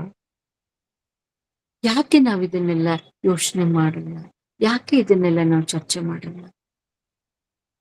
12ನೇ ಶತಮಾನದಲ್ಲಿ ಅಕ್ಕಮಹಾದೇವಿಗೆ ಅಪ್ಪಿದಡೆ ಅಸ್ತಿ ನುಗ್ಗು ನುರಿಯಾಗಬೇಕು ಅಂತ ಹೇಳಕ್ಕಾಯ್ತಲ್ಲ. ಇವತ್ತು ಒಬ್ಬ ಮಹಿಳೆ ಬಹಳ ಮುಕ್ತವಾಗಿ ಒಂದ್ ಕವಿತೆಯನ್ನು ಬರೆದ್ರೆ, NV ಭಾಗ್ಯಲಕ್ಷ್ಮಿ ಅಂತ ಕನ್ನಡದ ತುಂಬಾ ಮುಖ್ಯವಾದ ಕವಿಗಳಲ್ಲಿ ಒಬ್ರು NV ಭಾಗ್ಯಲಕ್ಷ್ಮಿ ಬರೀತಾರೆ ಅವ್ರದೊಂದು ಪದ್ಯದಲ್ಲಿ, ಹೆಣ್ಣು ಮಕ್ಕಳು ಕಾಮದ ಬಗ್ಗೆ ಬರೆದರೆ ರುಚಿ ರುಚಿ ಎಂದು ಚಪ್ಪರಿಸಿ ಓದುತ್ತಾರೆ, ಆದ್ರೆ ಅದೇ ಹೊತ್ತಿಗೆ ಅವಳನ್ನ ಅಗೌರವದಿಂದ ಕಾಣುತ್ತಾರೆ ಅಲ್ವಾ. ಸೊ ಈ ರಕ್ಕಸಿ ಎಲ್ಲ ಅನ್ನೋದಕ್ಕೆ we have got so many dimensions, ಅನಂತ ಅಂತ ಕರಿಬಹುದು, ಅಷ್ಟೊಂದು ಡೈಮೆನ್ಷನ್ಸ್ ಇದಕ್ಕಿದೆ. ಅದರಿಂದ ಇವಾಗ ಏನಾದ್ರೂ ಸಂವಾದದಲ್ಲಿ ಅವಕಾಶ ಇದ್ರೆ ಇನ್ನೊಂದಷ್ಟು ನಾವು ಚರ್ಚೆ ಮಾಡಬಹುದು. ಸೊ ಇದೊಂದು ಅವಕಾಶಕ್ಕಾಗಿ ನಾನು ಎಲ್ರಿಗೂ ಧನ್ಯವಾದಗಳನ್ನ ಅರ್ಪಿಸ್ತೀನಿ. Thank you so much. ತುಂಬಾ ಅದ್ಭುತವಾದಂತಹ ವಿಮರ್ಶಾತ್ಮಕವಾಗಿ ಪುರುಷ ಹಾಗೂ ಮಹಿಳೆಯರು ಇಬ್ಬರೂ ಯೋಚನೆ ಮಾಡ್ತಕ್ಕಂತಹ ಅತ್ಯದ್ಭುತವಾದಂತಹ ಉಪನ್ಯಾಸ ಮೇಡಮ್. ತಮಗೆ ವೇದಿಕೆಯ ಪರವಾಗಿ ಅನಂತವಾದಂತಹ ಭಕ್ತಿಯ ಶರಣಾರ್ಥಿಗಳು. ಈ ವೇದಿಕೆಯಲ್ಲಿ ಎಲ್ಲರೂ ಸ್ತ್ರೀಯರು ಮಹಿಳೆಯರನ್ನೇ ಇದ್ದಾರೆ. ಅನೇಕ ರೀತಿಯಾದಂತಹ ಚರ್ಚೆಗಳು ಸುಮಾರು 6 ವರ್ಷ ಈ ವೇದಿಕೆ ಹುಟ್ಟು ಹಾಕಿದೆ. ಇಲ್ಲಿ ವಿವಿಧ ಉಪನ್ಯಾಸಗಳು ಬಹಳಷ್ಟು ನಡೀತಾ ಇದಾವೆ ಮೇಡಮ್. ಇಂಥ ಚರ್ಚೆಗಳು ಮೇಲಿಂದ ಮೇಲೆ ಬಹಳ ಅಷ್ಟ ಆಗ್ತಾ ಇದಾವೆ. ಇದ್ರ ಕುರಿತಾಗಿ ಇದರ ಹುಟ್ಟು ಹಾಕಿದಂತಹ ಸರ್ ಅವರು ಒಂದೆರಡು ಆದರ್ಶದ ನುಡಿಗಳನ್ನ ಹೇಳ್ಬೇಕು ಅಂತ ಕೇಳ್ಕೊಳ್ತಾ ಇದ್ದಾರೆ ಸರ್. ಓಂ ಶ್ರೀ ಗುರು ಬಸವಲಿಂಗಯ್ಯನ್ಮ. ಡಾಕ್ಟರ್ MS ಆಶಾದೇವಿ ಅವ್ರನ್ನ ನಾನು ಇತ್ತೀಚೆಗೆ ಮಾತಾಡಿದಾಗ ಅವ್ರ ಬಗ್ಗೆ ಬಹಳಷ್ಟು ಕೇಳ್ಕೊಂಡಿದ್ದೆ, ಓದ್ಕೊಂಡಿದ್ದೇನೆ. ಅತ್ಯಂತ ನಿಖರವಾಗಿ ಕನ್ನಡ ಸಾಹಿತ್ಯದ ವಿಮರ್ಶಕಿ. ಅವೆಲ್ಲ ಆದ್ಮೇಲೆ ನಾನು ಅವರ ಫೋನ್ ಮಾಡಿದೆ, ಹಿಂಗಿಗೆ ನಾವು ಕಾರ್ಯಕ್ರಮ ಇಟ್ಕೊಂಡಿವಿ ಅಂತ. ಆಯ್ತ್ರಿ ಮಾಡ್ತೀನಿ ಅಂತಂದ್ರು ಉಪನ್ಯಾಸವನ್ನ. ನನಗೆ ಅವ್ರಿಗೆ ಅಭಿನಂದನೆ ಯಾಕೆ ಸಲ್ಲಿಸ್ತೀನಿ ಅಂದ್ರೆ, ಇಡೀ ಜಗತ್ತಿನೊಳಗ 18ನೇ ಶತಮಾನದವರೆಗೆ ಯುನೈಟೆಡ್ ಕಿಂಗ್ಡಮ್ದಲ್ಲಿ ಮಹಿಳೆಯರಿಗೆ ವೋಟಿಂಗ್ ಪವರ್ ಇರಲಿಲ್ಲ. ಅಂದ್ರೆ ಅದರ ಆಚೆಗೆ ನಮ್ಮ ಶರಣರು 600 ವರ್ಷಗಳ ಮುಂಚೆ ಹೆಣ್ಣಲ್ಲ, ಹೆಣ್ಣು ರಕ್ಕಶಿ ಎಲ್ಲ, ಹೆಣ್ಣು ಸ್ವತಃ ಕಪಿಲ ಸಿದ್ಧ ಮಲ್ಲಿನಾಥ ಅಂತ ಮಲ್ಲಿಕಾರ್ಜುನ ದೈವತ್ವವನ್ನ ಏರಿಸ್ತಕ್ಕಂತ ಹೆಣ್ಣು, ಅದಕ್ಕ ತಗೊಂಡು ಹೋದ್ರು ಅಂತಕ್ಕಂತ ವಿಚಾರವನ್ನ ನಮ್ಗೆಲ್ಲಾ ಶರಣರು ಹೇಳಿದ್ದಾರೆ. ನಾನು ಒಂದು ಸಂವಾದಕ್ಕಂತಂದ್ರ ಶೂನ್ಯ ಸಂಪಾದನೆಯೊಳಗೆ ಅಕ್ಕಮಹಾದೇವಿಯನ್ನ ಪರೀಕ್ಷೆ ಮಾಡಿದ ಬಗ್ಗೆ ನನ್ನದೇ ಆದಂತ ಆಕ್ಷೇಪ. ಅದು ಹಲಗೆಯರನ್ನು ಸಂಪಾದನೆ ಮಾಡಿರ್ತಕ್ಕಂಥ ಶೂನ್ಯ ಸಂಪಾದನೆಯೊಳಗ ಅವಳ ತನ್ನ ವಚನದಲ್ಲಿ 13 ವಚನದೊಳಗೆ ನಾನು ಬಟ್ಟೆ ಉಟ್ಟು ಬಂದಿನಿ ಅಂತ ಹೇಳ್ತಾಳ. ಅಂಗ ಸೀತಕ್ಕೆ ಬಿಸಟ್ಟಿದ ಬಟ್ಟೆಗಳು ಉಂಟು ಅಂತಾಳ. ಆಮೇಲೆ ನಾನು ತೊಡುವ ಮುನ್ನ ಜಂಗಮಕ್ಕೆ ತೊಡಿಸುವೆ, ನಾನು ಉಡುವ ಮುನ್ನ ಜಂಗಮಕ್ಕೆ ಉಡಿಸುವೆ ಅಂತಕ್ಕಂಥ, ಸೀರೆ ನಿಮ್ಮ ಸೆರಗೊಡ್ಡು ಬೇಡುವೆ ಅಂತಕ್ಕಂಥ ಎಲ್ಲ ಪದಗಳನ್ನ ನೋಡಿದಾಗ ಅವಳು ಬೆತ್ತಲೆ ಬರ್ಲಿಕ್ಕೆ ಸಾಧ್ಯ ಇಲ್ಲ. ಮತ್ತ ಈ ಕಿನ್ನರಿ ಬ್ರಹ್ಮಯ್ಯ ಅದಂತೂ ಅನಾಗರಿಕರಲ್ಲ ಅವರು. ಅವಳ ಯೋನಿಗೆ ಅಥವಾ ಮೊಲೆಗೆ ಕೈ ಹಾಕಿ ಅವಳನ್ನ ಇವೆಲ್ಲವೂ ಕೂಡ ಪ್ರಕ್ಷಿಪ್ತಗೊಂಡಂತ ಮತ್ತು ಈ ಕೂಟ ವಚನಗಳನ್ನ ಸೃಷ್ಟಿ ಮಾಡಿ ಶೂನ್ಯ ಸಂಪಾದನೆಕಾರರು ಅವುಗಳನ್ನ ರಂಜನೀಯ ಮಾಡ್ಬೇಕಾಗಿತ್ತು. ಹಂಗಾಗಿ ಅದು ಬಹುಶಃ ವಚನ ಸಾಹಿತ್ಯದ ನಂತರ ಬಂದಂತ ಒಂದು ಒಂದು ಒಂದು ಕತೆ ನಿರ್ಮಾಣ ಅಂತಕ್ಕಂಥದ್ದು ನನ್ನ ವಿಚಾರ. ಮತ್ತೆ ಎರಡನೇದಂದ್ರೆ ಮುಡಿ ಅಂದ್ರೆ ಕೂದಲು. ನನ್ನ ದೃಷ್ಟಿಯೊಳಗ ಮೊಲೆ ಮೂಡಿ ಬಂದರೆ ಅಂದ್ರೆ ಗಂಡ್ಮಕ್ಳ ಎದೆ ಮೇಲೂ ಮೊಲೆ ಇರ್ತಾವು. ಆದ್ರೆ ಅದು ಸ್ತ್ರೀ ಗುಣಗಳ, ನೀವ್ ಹೇಳಿದ್ರಲ್ಲ ಬಹಳ ಚಂದ, ಅಂದ್ರೆ ರಕ್ತದ ಅವಳ ಅದು ಮತ್ತು ಮೊಲೆ ಹಾಲು, ಅದು ಎಷ್ಟು ಸಾಂಕೇತಿಕವಾಗಿ ಅಂದ್ರ ಸೃಷ್ಟಿಯೊಳಗಿನ ಸೃಷ್ಟಿ ಅಂದ್ರೆ ಹೆಣ್ಣು ಅಂತ. ಒಂದು ಸೃಷ್ಟಿಯೊಳಗೆ ಒಂದು ಇನ್ನೊಂದು ಸೃಷ್ಟಿ ಮಾಡಬಲ್ಲವಳು ಅಂತಕ್ಕಂಥದ್ದು ಹೆಣ್ಣು. ಹೆಣ್ಣಿನ ಬಗ್ಗೆ ಅಪಾರವಾದ ಗೌರವವನ್ನು ಇಟ್ಕೊಂಡು ಹೆಣ್ಣಿನ ಪರವಾದಂತ ಒಂದು ಚಳುವಳಿಯನ್ನ ಮೊಟ್ಟ ಮೊದಲಿಗೆ ಭಾರತೀಯರು, ಅದರೊಳಗೆ ವಿಶೇಷವಾಗಿ ವಚನಕಾರರು ಮಾಡಿದ್ರು ಅಂತಕ್ಕಂಥ ತಮ್ಮ ಅಭಿಮತಕ್ಕೆ ನನ್ನ 108 ನಮನಗಳೊಂದಿಗೆ ನನ್ನ ವಿಚಾರ ಇಷ್ಟೇ. ಶೂನ್ಯ ಸಂಪಾದನೆಯೊಳಗ ಅಕ್ಕಮಹಾದೇವಿಯನ್ನ ಕಟ್ಕಟ್ಟಿಯೊಳಗೆ ನಿಲ್ಸಿಲ್ಲ, ಅದೊಂದು ಬಹಳಷ್ಟು ವೈಭವೀಕರಿಸ್ಯಾರ ಅಥವಾ ಅದನ್ನ ಚಿತ್ರಣ ಹಂಗ್ ಮಾಡ್ಯಾರ. ಎರಡನೇದು ಇಲ್ಲಿ ಅವಳನ್ನ ಬೆತ್ತಲೆಯಾಗಿ ತೋರಿಸ್ತಕ್ಕಂಥದ್ದು ಅಥವಾ ಕಿನ್ನರಿ ಬ್ರಹ್ಮಯ್ಯನ ಪ್ರಸಂಗವೂ ಕೂಡ ಅವು ಸಾಕಷ್ಟು ಪ್ರಮಾಣದೊಳಗೆ ಚರ್ಚೆಗೆ ಆಗ್ಬೇಕು. ನಾನು ಎಷ್ಟೋ ಸಲ ಕಲಬುರ್ಗಿ ಸರ್ಗೂ ಅದೇ ಹೇಳ್ತಿದ್ದೆ. ಇವ್ರಿಗೂ ನಮ್ಮ ಇತ್ತೀಚೆಗೆ ಬಂದಂತ ಎಲ್ಲ ನಮ್ಮ ರಾಜೂರವ್ರಿಗಾಗ್ಲಿ ವಚನ ಸಂಪಾದನಕಾರರಿಗಾಗ್ಲಿ ಸಂಪುಟ ಒಂದು ಮಾಡ್ತಕ್ಕಂಥವ್ರಿಗೆ ವಿನಂತಿ ಅಂದ್ರ, ವಚನಗಳ ಆಶಯಗಳನ್ನ ಗುರುತಿಸಿ ನಾವು ಮಾಡಬೇಕವೇನ ಅನಗತ್ಯವಾಗಿ ನಾವು ಎಲ್ಲಿಯೂ ಕೂಡ ನಾವು ಅಂದ್ರ ಮಹಿಳೆಗೆ ಗೌರವ ತೋರಿಸ್ತಕ್ಕ ಅಕ್ಕಮಹಾದೇವಿಯ ಬಗ್ಗೆ ಪರವಧುವನ್ನು ಮಹಾದೇವಿ ಎಂಬಿ ಅಂತಾನ ಬಸವಣ್ಣ. ಮಹಾದೇವಿಯನ್ನ ಮಾದರಿಯನ್ನಾಗಿ ರೋಲ್ ಮಾಡೆಲ್ ಆಗಿ ತಗೊಂತಾರ. ಆಮೇಲೆ ಅಕ್ಕಮಹಾದೇವಿಯ ಅತಿಕಾಮಿ ಚನ್ನಮಲ್ಲಿಕಾರ್ಜುನ ಅಂತಾಳ. ಒಂದ್ ಕಡೆ ಚನ್ನಮಲ್ಲಿಕಾರ್ಜುನ ನಿನ್ನ ಶಿಶುನ ಅಂತಾಳ. ಅಂದ್ರ ಬಹುಶಃ ಅಲ್ಲಿ ಚನ್ನಮಲ್ಲಿಕಾರ್ಜುನ ಅಂತಕ್ಕಂಥದ್ದಾಗ್ಲಿ ಅಥವಾ ಅವರು ಹೇಳ್ತಕ್ಕಂಥ ಎಲ್ಲ ಅಂಕಿತಗಳು ಸಮಾಜವನ್ನು ಉದ್ದೇಶಿಸಿ ಮಾತನಾಡಿರ್ತಕ್ಕಂಥ ಪದಗಳಾಗಿರ್ಬೋದು. ಅದಕ್ಕೆ ನನ್ನ ವ್ಯಕ್ತಿಗತವಾಗಿ ಅವಳನ್ನ ಕಟಕಟೆಗೆ ನಿಲ್ಲಿಸ್ತಕ್ಕಂಥ ಅನಾಗರಿಕತೆ ಶರಣರಿಗೆ ಯಾರಿಗೂ ಇರಲಿಲ್ಲ. ಅದೊಂದು ಶೂನ್ಯ ಸಂಪಾದನೆ ಒಂದು ಕರ್ತಾ ಪ್ರಸಂಗವನ್ನು ಹೆಣಿದರು ಅಂತಕ್ಕಂಥದ್ದು. ಯಾಕಂದ್ರೆ ಶೂನ್ಯ ಸಂಪಾದನೆಯೊಳಗ ಅಲ್ಲಿ ಪವಾಡಗಳು, ಅಲ್ಲಿ ಆ ನುಲಿಯ ಚಂದನ ಲಿಂಗ ಬಂದಿದ್ದಾಗ್ಲಿ ಅಥವಾ ಪುರಪ್ರವೇಶ ಅಲ್ಲಮ್ಮ ಆತನನ್ನು ಹುಚ್ಚನನಾಗೆ ಕಂಡದ್ದಂತಾಗ್ಲಿ, ಆಮೇಲೆ ಜೇಡದ ಶಿಮಯ್ಯ ಶಿವನಿಗೆ ಸೀರೆ ನೇದ್ಕೊಟ್ಟಂತದ್ದು, ಸತ್ಯಕ್ಕೆ ನಿಲುಕಲಾರದಂತ ಪವಾಡ ಕಟ್ಟುಕತೆಗಳು ಬಹುಶಃ 16ನೇ ಶತಮಾನದೊಳಗ ಹುಟ್ಟಿದು.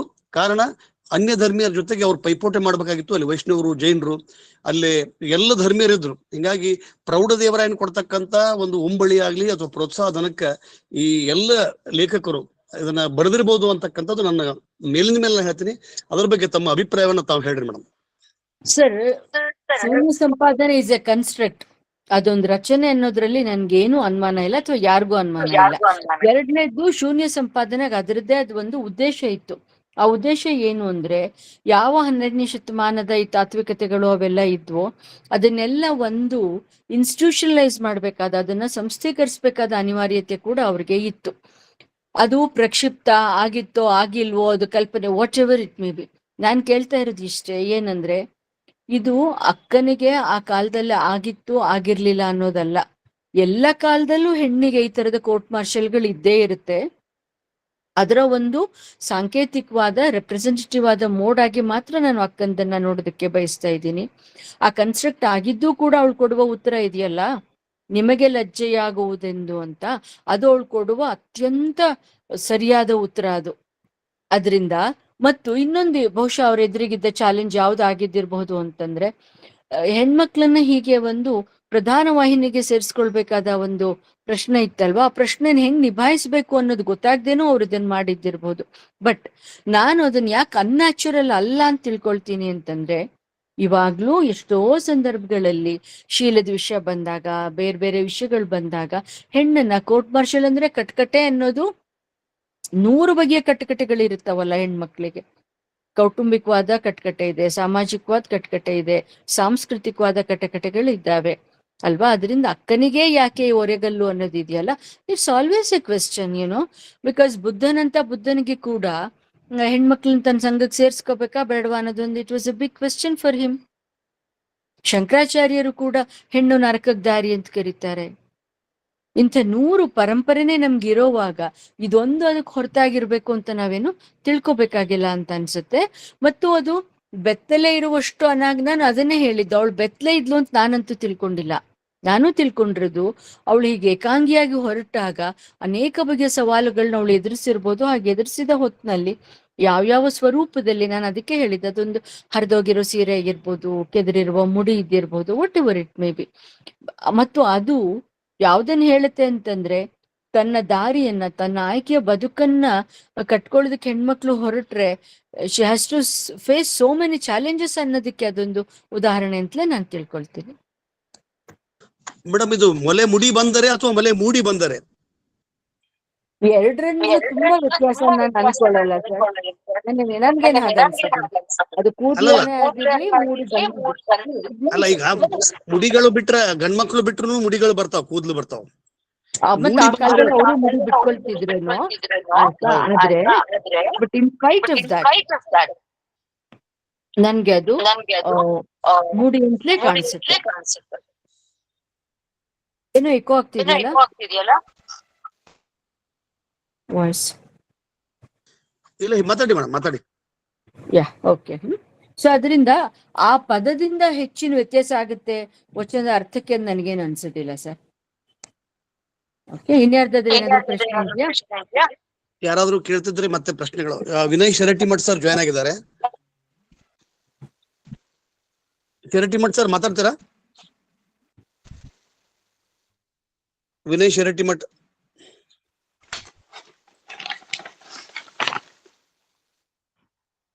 ಪ್ರಶ್ನೆ ಯಾರಿಗಾದ್ರೂ ಇದ್ರೆ ಕೇಳ್ಬೋದು.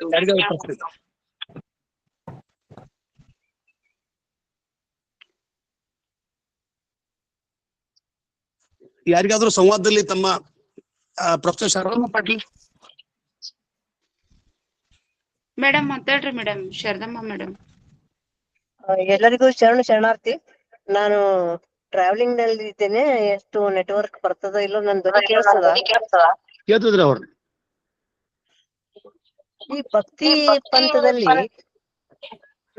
ನಗ್ನತೆ ಒಂದು ಅಸ್ತ್ರವಾಗಿ ಬಳಕೆ ಆಗಿರಬಹುದು ಅಂತ ನನಗೆ ಅನಿಸ್ತದೆ. ಇದಕ್ಕೆ ಆಶಾದೇವಿಯವರು ಸ್ಪಷ್ಟೀಕರಣ ಕೊಡ್ತಾರೆ. ನಗ್ನತೆ ಅನ್ನೋದು ಭಕ್ತಿ ಪಂಥದಲ್ಲಿ ಒಂದು ಅಕ್ಸೆಪ್ಟೆಡ್ ಮೋಡ್, ಅದೊಂದು ಒಪ್ಪಿತವಾದಂತ ಸ್ಥಿತಿ.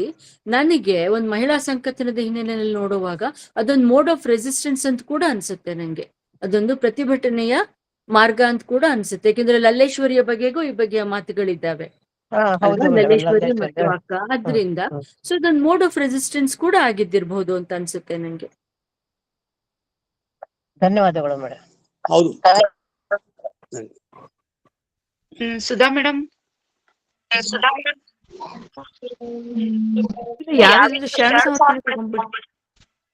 ಇಲ್ಲ, ಯಾರಾದ್ರೂ ಕೇಳಿ ಪ್ರಶ್ನೆಗಳು ಯಾರಾದ್ರು ಕೇಳಿದ್ರೆ ಮೇಡಮ್ ಅವ್ರಿಗೆ ಇನ್ನೂ ಇರ್ತಾರ 5-6 ನಿಮಿಷ. ಹೊರಟಿ ಸರ್. ಆಶಾ ಮೇಡಮ್, ವಿನಯ್ ಅಂತ ಇಲ್ಲಿ. ಶೂನ್ಯ ಸಂಪಾದನೆ ನಿಜವಾಗ್ಲೂ ನಡೀತಾ ಅಥವಾ ಇದು ಒಂದು ಕತೆ ಅಂತ ಹೇಳಿ ನಮಗೆ ನಂಬಿಸಿದ್ದಾರೆ? ಶೂನ್ಯ ಸಂಪಾದನೆ ಅನ್ನೋದು ನಡೆದ ಸಂಗತಿಗಳ ಒಂದು ಸಂಕಲನ ಅಲ್ಲ. ಅದು ಒಂದು ಕನ್ಸ್ಟ್ರಕ್ಟ್. ಯಾಕೆ ಅಂತಂದ್ರೆ, ಯಾವುದೇ ಕ್ರಾಂತಿ ಆದ ಮೇಲೆ ಆ ಕ್ರಾಂತಿಯನ್ನ ತತ್ವೀಕರಿಸುವಂತ ಕೆಲವು ಪ್ರಯತ್ನಗಳಾಗ್ಬೇಕಾಗತ್ತೆ. ಆ ದೃಷ್ಟಿಯಿಂದ ಶೂನ್ಯ ಸಂಪಾದನೆಯನ್ನ, ಯಾಕೆಂದ್ರೆ ಆಮೇಲೆ ಅದನ್ನೊಂದು ಧರ್ಮವಾಗಿ ಎಸ್ಟಾಬ್ಲಿಷ್ ಮಾಡ್ಬೇಕಾಗಿತ್ತು, ಅದನ್ನೊಂದು ಸಂಸ್ಥೆಯಾಗಿ ಎಸ್ಟಾಬ್ಲಿಷ್ ಮಾಡ್ಬೇಕಾಗಿತ್ತು. ಅದರಿಂದ ಅದಕ್ಕೊಂದು ತಾತ್ವಿಕ ಚೌಕಟ್ಟನ್ನ ಕೊಡುವ ಕಾರಣಕ್ಕಾಗಿ ಅದನ್ನ ರಚಿಸಲಾಗಿದೆ. Okay, thank you ma'am, thank you so much. ಮತ್ತ ಅವ್ರದ್ದು ಕ್ವಶನ್ ಇದ್ರೆ ಕೇಳ್ಬೋದು. ಸಾಲಕಿ ಸರ್ ಮಾತಾಡ್ತಾರೆ. ಸಾಲಕಿ ಸರ್ ಮಾತಾಡ್ರಿ ಸರ್. ಶ್ರೀ ಗುರು ಬಸವಲಿಂಗಾಯ ನಮಃ. ಬಹುಶಃ ಆಶಾ ಮೇಡಮ್ ಅವರು ಮಾತಾಡಿದ್ರೆ ಯಾವ ವಿಷಯನೂ ಉಳಿಯಂಗಿಲ್ಲ. ಬಹಳ ಅದ್ಭುತವಾದ ಒಂದು ಉಪನ್ಯಾಸ. ಒಂದೇ ಬಹಳ ಶ್ರೋತೃಗಳದಾರ ಇವತ್ತು ಇದರಲ್ಲಿ ಸಂವಾದದಲ್ಲಿ ಪಾಠಗಳು. ಅದು ಒಂದೇ ಮಾತನ್ನ ಕೇಳ್ಬಿಡ್ತೀನಿ. ಬಹುಶಃ ಹೆಣ್ಣು ಮಕ್ಕಳಿಗೆ ಪುಣ್ಯಸ್ತ್ರೀ ಅಂತ ಹೆಸರು ಕೊಟ್ಟವ ಬಸವಣ್ಣ. ಅದನ್ನ ತಾವು ಹೇಗೆ ವ್ಯಾಖ್ಯಾನಿಸ್ತೀರಿ ಮೇಡಮ್? ಹೇಗೆ ವ್ಯಾಖ್ಯಾನಿಸ್ತೀರಿ? ಪುಣ್ಯಸ್ತ್ರೀಯರನ್ನಾಗಿ ಮಾಡಿದ್ರು ಅಂತಲ್ವಾ? ಇವಾಗ ಬೇರೆ ಬೇರೆ ಹಿನ್ನೆಲೆಯಿಂದ ಬಂದಂತ, ಉದಾಹರಣೆಗೆ ದೇವದಾಸಿ ಹಿನ್ನೆಲೆಯಿಂದ ಬಂದಂತ ಆ ತರದ ಹೆಣ್ಮಕ್ಳಿಗೆ ಒಂದ್ ಬದುಕೆ ಅತಂತ್ರವಾಗಿದ್ದ ಹೊತ್ನಲ್ಲಿ ಅಂಥವ್ರನ್ನ ಮದುವೆ ಮಾಡ್ಕೊಳ್ಳುವ ಒಂದು ಬಹಳ ಸ್ವಾಗತಾರ್ಹವಾದ ಪ್ರಯತ್ನ ಆ ಕಾಲದಲ್ಲಿ ನಡೀತು. ಯಾರನ್ನ ಪುಣ್ಯಸ್ತ್ರೀಯರು ಅಂತಂದ್ರೆ ತಮ್ಮ ದೇಹವನ್ನ ಹೀಗೆ ಮಾರ್ಕೊಳ್ಳುವಂತ ಹೆಣ್ಮಕ್ಳು ಅಂತ ಕರೆಯಲಾಗ್ತಾ ಇತ್ತು. ಅಂಥವ್ರನ್ನ ಯಾರು ಮದುವೆ ಮಾಡ್ಕೊಂಡ್ರು, ಅವ್ರ ಜೊತೆನಲ್ಲಿ ಒಂದ್ ಬದುಕನ್ ಕಟ್ಕೊಳ್ಳೋದಕ್ಕೆ ಶುರು ಮಾಡಿದ್ರು. ಅದಾದ್ಮೇಲೆ ಆ ಹೆಣ್ಮಕ್ಳನ್ನ ಪುಣ್ಯಸ್ತ್ರೀಯರು ಅಂತ ಕರೆಯೋದಿದೆಯಲ್ಲ, ಇಟ್ಸ್ ಎಕ್ಸ್ಟ್ರಾರ್ಡಿನರಿ ಅಟೆಂಪ್ಟ್ ಅಂತ ಅನ್ಸುತ್ತೆ. ಒಂದು ಅಸಾಧಾರಣವಾದ ಪ್ರಯತ್ನ, ಹೆಣ್ಮಕ್ಳಿಗೆ ಅವ್ರ ಆತ್ಮಗೌರವವನ್ನ ಕೊಡುವ, ಉಳಿಸುವ ಒಂದು ಬಹಳ ದೊಡ್ಡ ಪ್ರಯತ್ನ ಅಂತ ನನ್ಗದನ್ಸುತ್ತೆ. ಶರಣು madam. Horatti sir, Basavaraj Horatti, Madhav Horatti sir.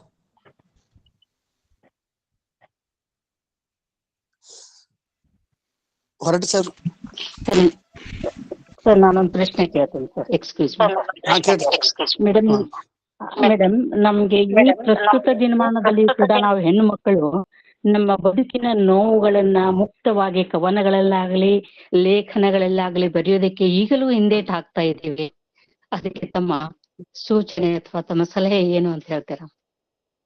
ನಾವು ಹಿಂಜರಿತೀವಿ ಅನ್ನೋದಿದೆಯಲ್ಲ, ಅದೇ ನಾವು ಶರಣರಿಂದ ಏನನ್ನು ಕಲ್ತಿಲ್ಲ ಅನ್ನೋದಕ್ಕೆ ಒಂದ್ ಸಾಕ್ಷಿ ಅಂತ ಅನ್ಸುತ್ತೆ ನಂಗೆ, ಅಲ್ವಾ? ನಮ್ಗೆ ಸಾಮಾಜಿಕವಾದ ಬಂಧನಗಳು ಮತ್ತು ನಮಗ್ ನಾವೇ ಹಾಕೊಳ್ಳುವಂತ ಬಂಧನಗಳು, ಏನದು ಗಡಿಗಳು, ಎಲ್ಲೆಗಳು ಎಷ್ಟಾಗ್ಬಿಟ್ಟಿರ್ತವೆ ಅಂತಂದ್ರೆ ನಮಗೆ ಅದನ್ನ ಮೀರ್ಕೊಳ್ಳೋದಕ್ಕೆ ಕಷ್ಟ ಆಗ್ತಿದೆ ಅನ್ನೋದಾದ್ರೆ ನಾವಿನ್ನೂ ಮಾನಸಿಕವಾಗಿ ವಚನಕಾರ್ತಿಯರಷ್ಟು ಸಿದ್ಧವಾಗಿಲ್ಲ ಅಂತ.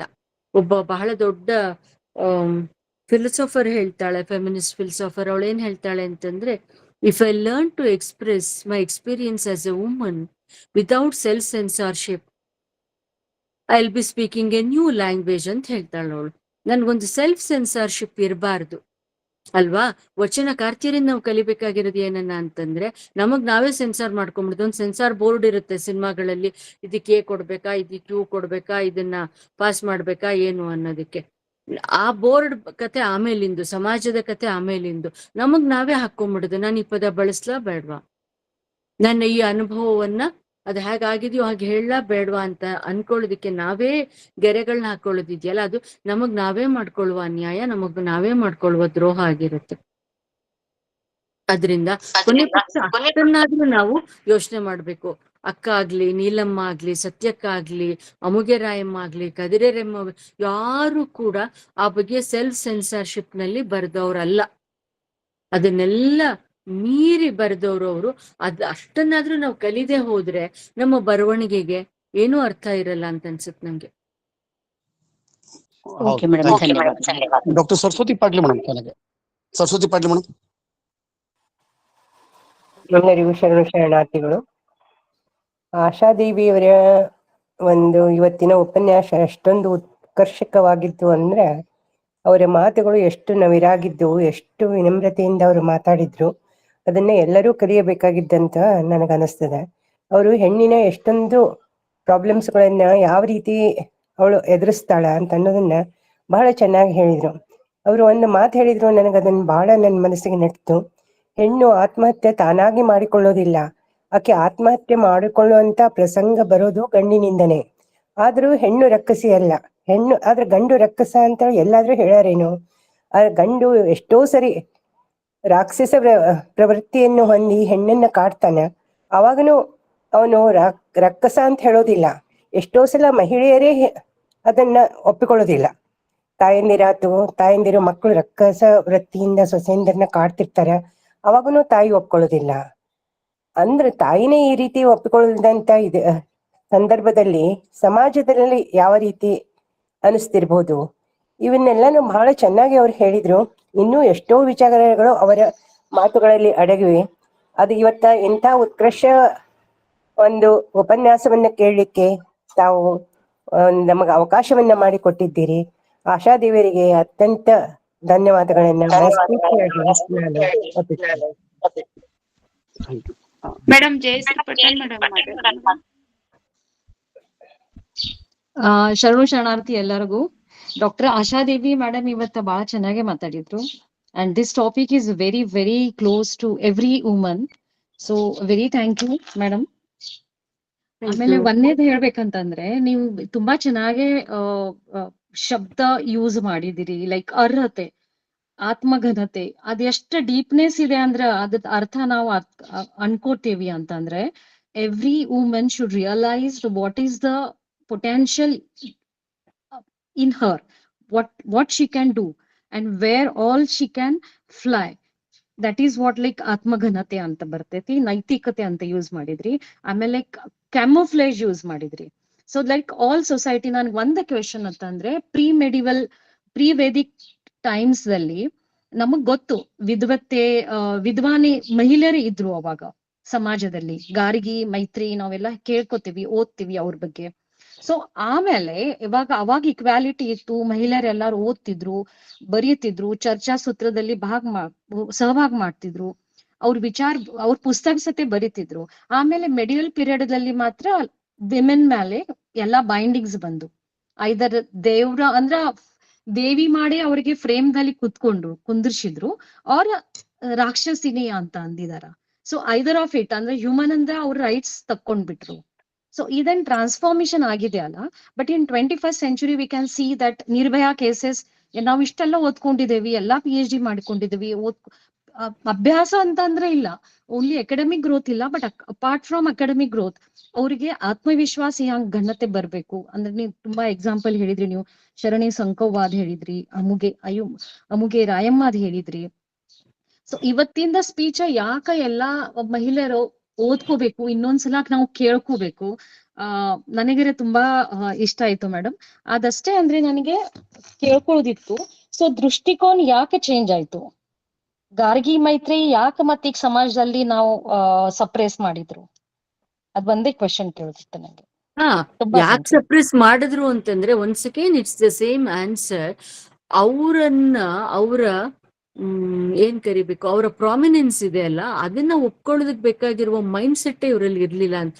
ನಾನು ಅವಾಗಿಂದ ಹೇಳ್ತಾ ಇರೋದು ಏನಂದ್ರೆ, ಒಂದು ಇನ್ಫೀರಿಯಾರಿಟಿ ಯಾವಾಗಿರುತ್ತೋ ಆಗ ನಾವು ಅದನ್ನ ದೈಹಿಕ ಬಲದಿಂದ ಹೊರಗಿನಿಂದ ಅದನ್ನ ಸಪ್ರೆಸ್ ಮಾಡಕ್ ಪ್ರಯತ್ನ ಪಡ್ತೀವಲ್ವಾ. ಇದು ಆ ಸಪ್ರೆಷನ್ನಿನ ಒಂದು ಪ್ರಾಸೆಸ್ ಅಂತಲೇ ನನ್ಗನ್ಸುತ್ತೆ ಆಲ್ ದ ಟೈಮ್. ಮತ್ತು ಅದನ್ನ ಹೆಂಗ್ ಮಾಡಿದ್ರು ಅವ್ರಂದ್ರೆ, ಅದಕ್ಕೆ ಯಾವ ಅಧಿಕೃತತೆಯನ್ನು ಕೊಡದೇ ಇರೋದ್ರ ಮೂಲಕ. ಅವಳ ಶ್ರಮ ಕಮ್ಮಿ ಆಯ್ತಾ? ಇಲ್ಲ. ಅವಳ ಕಮಿಟ್ಮೆಂಟ್ ಕಮ್ಮಿ ಆಯ್ತಾ? ಇಲ್ಲ. ಅವಳ ಕಾಂಟ್ರಿಬ್ಯೂಷನ್ ಕಮ್ಮಿ ಆಯ್ತಾ? ಇಲ್ಲ. ಆದ್ರೆ ಪ್ರಾಬ್ಲಮ್ ಇದ್ದಿದ್ಯಲ್ಲಿ ಅಂದ್ರೆ ಅವಳಿಗೆ ಯಾವ ಅಧಿಕೃತತೆಯನ್ನು ಅವರು ಕೊಡ್ಲಿಲ್ಲ ಅನ್ನೋದ್ರಲ್ಲಿ. ಹಾಗೆ ಅವಳನ್ನ ಅನಧಿಕೃತಗೊಳಿಸೋದ್ರ ಮೂಲಕವೇ ಅವಳ ಶ್ರಮ, ಅವಳ ಸಮಯ, ಅವಳ ಶ್ರದ್ಧೆ ಎಲ್ಲವನ್ನೂ ನೀವು ಅಂಡರ್ ವ್ಯಾಲ್ಯೂ ಮಾಡ್ತಾ ಮಾಡ್ತಾ ಮಾಡ್ತಾ ಅವಳನ್ನ ಸೆಕೆಂಡ್ ಸೆಕ್ಸ್ಗೆ ತಂದು ನಿಲ್ಲಿಸ್ಬಿಟ್ಟಿದ್ದಾರೆ ಅದನ್ನ ಅಂತ ಅನ್ಸುತ್ತೆ ನಂಗೆ. Okay, thank you. And biologically ನಾವು ಅಂತೇವಿ ಅಂದ್ರೆ female races is strongest actually. Animals, ಎಲ್ಲ ಅನಿಮಲ್ಸ್ ನೋಡಿ, ನೀವು ಆಂಫಿಬಿಯನ್ಸ್ ನಲ್ಲಿ ನೋಡಿ, ಬರ್ಡ್ಸ್ ದಲ್ಲಿ ನೋಡಿ, like she has a extra power, 6th sense. So ಅದೇ ಇದೆ, it is also like valid for the human being. ನೀವು ಅಂದ್ರಿ ಎಲ್ಲಾ ಲೇಡೀಸ್ ಅಲ್ಲಿ, ಅದಕ್ಕೆ ಬಹುಶಃ that is one natural sense ಇರ್ಬೋದು ಅವರಿಗೆ ಬೈಂಡಿಂಗ್ ದಲ್ಲಿ ಇಡಾಕೆ. Thank you madam, thank you so much. ಧನ್ಯವಾದಗಳು ಮೇಡಮ್. ಆಶಾ ಮೇಡಮ್ ಇಲ್ಲ ಅವರಲ್ಲ ಮೇಡಮ್, ಇನ್ನು ಇವರು ಮೈಲಾರಪ್ಪ ಅಂತ ಹೇಳಿದಾರ, ಅವ್ರು ಹ್ಯಾಂಡ್ ರೈಸ್ ಮಾಡಿದ್ದಾರೆ. ಮೈಲಾರಪ್ಪ ಸಿದ್ದಗಿರಿ ಮಾತಾಡಿ ಸರ್.